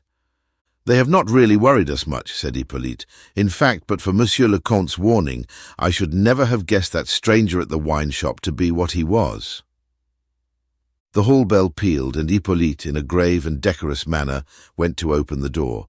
"Monsieur le Comte, I regret to say, is not at home." The little man with the large moustaches beamed placidly. "I know that," he replied. "You are Hippolyte Flavel, are you not?" "Yes, monsieur, that is my name." "And you have a wife, Marie Flavel?" "Yes, monsieur, but—" "I desire to see you both," said the stranger, and he stepped nimbly past Hippolyte into the hall. "Your wife is doubtless in the kitchen," he said. "I will go there." Before Hippolyte could recover his breath, the other had selected the right door at the back of the hall and passed along the passage and into the kitchen, where Marie paused open-mouthed to stare at him. "Voilà," said the stranger, and sank into a wooden armchair. "I am Hercule Poirot." "Yes, monsieur. You do not know the name?" "I have never heard it," said Hippolyte. "Permit me to say that you have been badly educated. It is the name of one of the great ones of this world." He sighed and folded his hands across his chest. Hippolyte and Marie were staring at him uneasily. They were at a loss what to make of this unexpected and extremely strange visitor. "Monsieur Désir," murmured Hippolyte mechanically, "I desire to know why you have lied to the police." "Monsieur," cried Hippolyte, "I lied to the police. Never have I done such a thing." Monsieur Poirot shook his head. "You are wrong," he said. "You have done it on several occasions. Let me see." He took a small notebook from his pocket and consulted it. "Ah, yes, on 7 occasions at least. I will recite them to you." In a gentle, unemotional voice, he proceeded to outline the 7 occasions. Hippolyte was taken aback. "But it is not of these past lapses that I wish to speak," continued Poirot. "Only, my dear friend, do not get into the habit of thinking yourself too clever. I come now to the particular lie in which I am concerned, your statement that the Comte de la Roche arrived at this villa on the morning of 14th of January. But that was no lie, monsieur. That was the truth. Monsieur le Comte arrived here on the morning of Tuesday the 14th. That is so, Marie, is it not?" Marie assented eagerly. "Ah, yes, that is quite right. I remember it perfectly." "Ah," said Poirot, "and what did you give your good master for déjeuner that day?" Marie paused, trying to collect herself. "Odd," said Poirot, "how one remembers some things and forgets others." He leant forward and struck the table a blow with his fist. His eyes flashed with anger. Yes, it is as I say. You tell your lies and you think nobody knows. But there are 2 people who know. Yes, 2 people. One is le bon Dieu." He raised a hand to heaven, and then, settling himself back in his chair and shutting his eyelids, he murmured comfortably, "And the other is Hercule Poirot. I assure you, monsieur, you are completely mistaken. Monsieur le Comte left Paris on Monday night." "True," said Poirot, "by the Rapide. I do not know where he broke his journey. Perhaps you do not know that. What I do know is that he arrived here on Wednesday morning and not on Tuesday morning." "Monsieur is mistaken," said Marie stolidly. Poirot rose to his feet. "Then the law must take its course," he murmured. "A pity." "What do you mean, monsieur?" asked Marie, with a shade of uneasiness. "You will be arrested and held as accomplices concerned in the murder of Mrs. Kettering, the English lady who was killed." "Murder!" The man's face had gone chalk white, his knees knocked together. Marie dropped the rolling pin and began to weep. "But it is impossible, impossible. I thought—" "Since you stick to your story, there is nothing to be said. I think you are both foolish." He was turning towards the door when an agitated voice arrested him. Monsieur, just a little moment. I had no idea that it was anything of this kind. I thought it was just a matter concerning a lady. There have been little awkwardnesses with the police over ladies before, but murder, that is very different." "I have no patience with you," cried Poirot. He turned round on them and angrily shook his fist in Hippolyte's face. "Am I to stop here all day, arguing with a couple of imbeciles thus? It is the truth I want. If you will not give it to me, that is your lookout. For the last time, when did Monsieur le Comte arrive at the Villa Marina? Tuesday morning or Wednesday morning?" "Wednesday," gasped the man, and behind him Marie nodded confirmation. Poirot regarded them for a minute or two, then inclined his head gravely. "You are wise, my children," he said quietly. "Very nearly you were in serious trouble." He left the Villa Marina, smiling to himself. "One guess confirmed," he murmured to himself. "Shall I take a chance on the other?" It was 6 o'clock when the card of Monsieur Hercule Poirot was brought up to Mireille. She stared at it for a moment or two and then nodded. When Poirot entered, he found her walking up and down the room feverishly. She turned on him furiously. "Well," she cried, "well, what is it now? Have you not tortured me enough, all of you? Have you not made me betray my poor Deric? What more do you want?" "Just one little question, mademoiselle. After the train left Lyons, when you entered Mrs. Kettering's compartment—" "What is that?" Poirot looked at her with an air of mild reproach and began again. "I say when you entered Mrs. Kettering's compartment—" "I never did." "And found her—" "I never did." "Ah, sacré!" He turned on her in a rage and shouted at her, so that she cowered back before him. "Will you lie to me? I tell you I know what happened as well as though I had been there. You went into her compartment and you found her dead. I tell you I know it. To lie to me is dangerous. Be careful, Mademoiselle Mireille." Her eyes wavered beneath his gaze and fell. I didn't—" she began uncertainly and stopped. "There is only one thing about which I wonder," said Poirot. "I wonder, mademoiselle, if you found what you were looking for, or whether—" "Whether what?" "Or whether someone else had been before you." "I will answer no more questions," screamed the dancer. She tore herself away from Poirot's restraining hand, and flinging herself down on the floor in a frenzy, she screamed and sobbed. A frightened maid came rushing in. Hercule Poirot shrugged his shoulders, raised his eyebrows, and quietly left the room. But he seemed satisfied.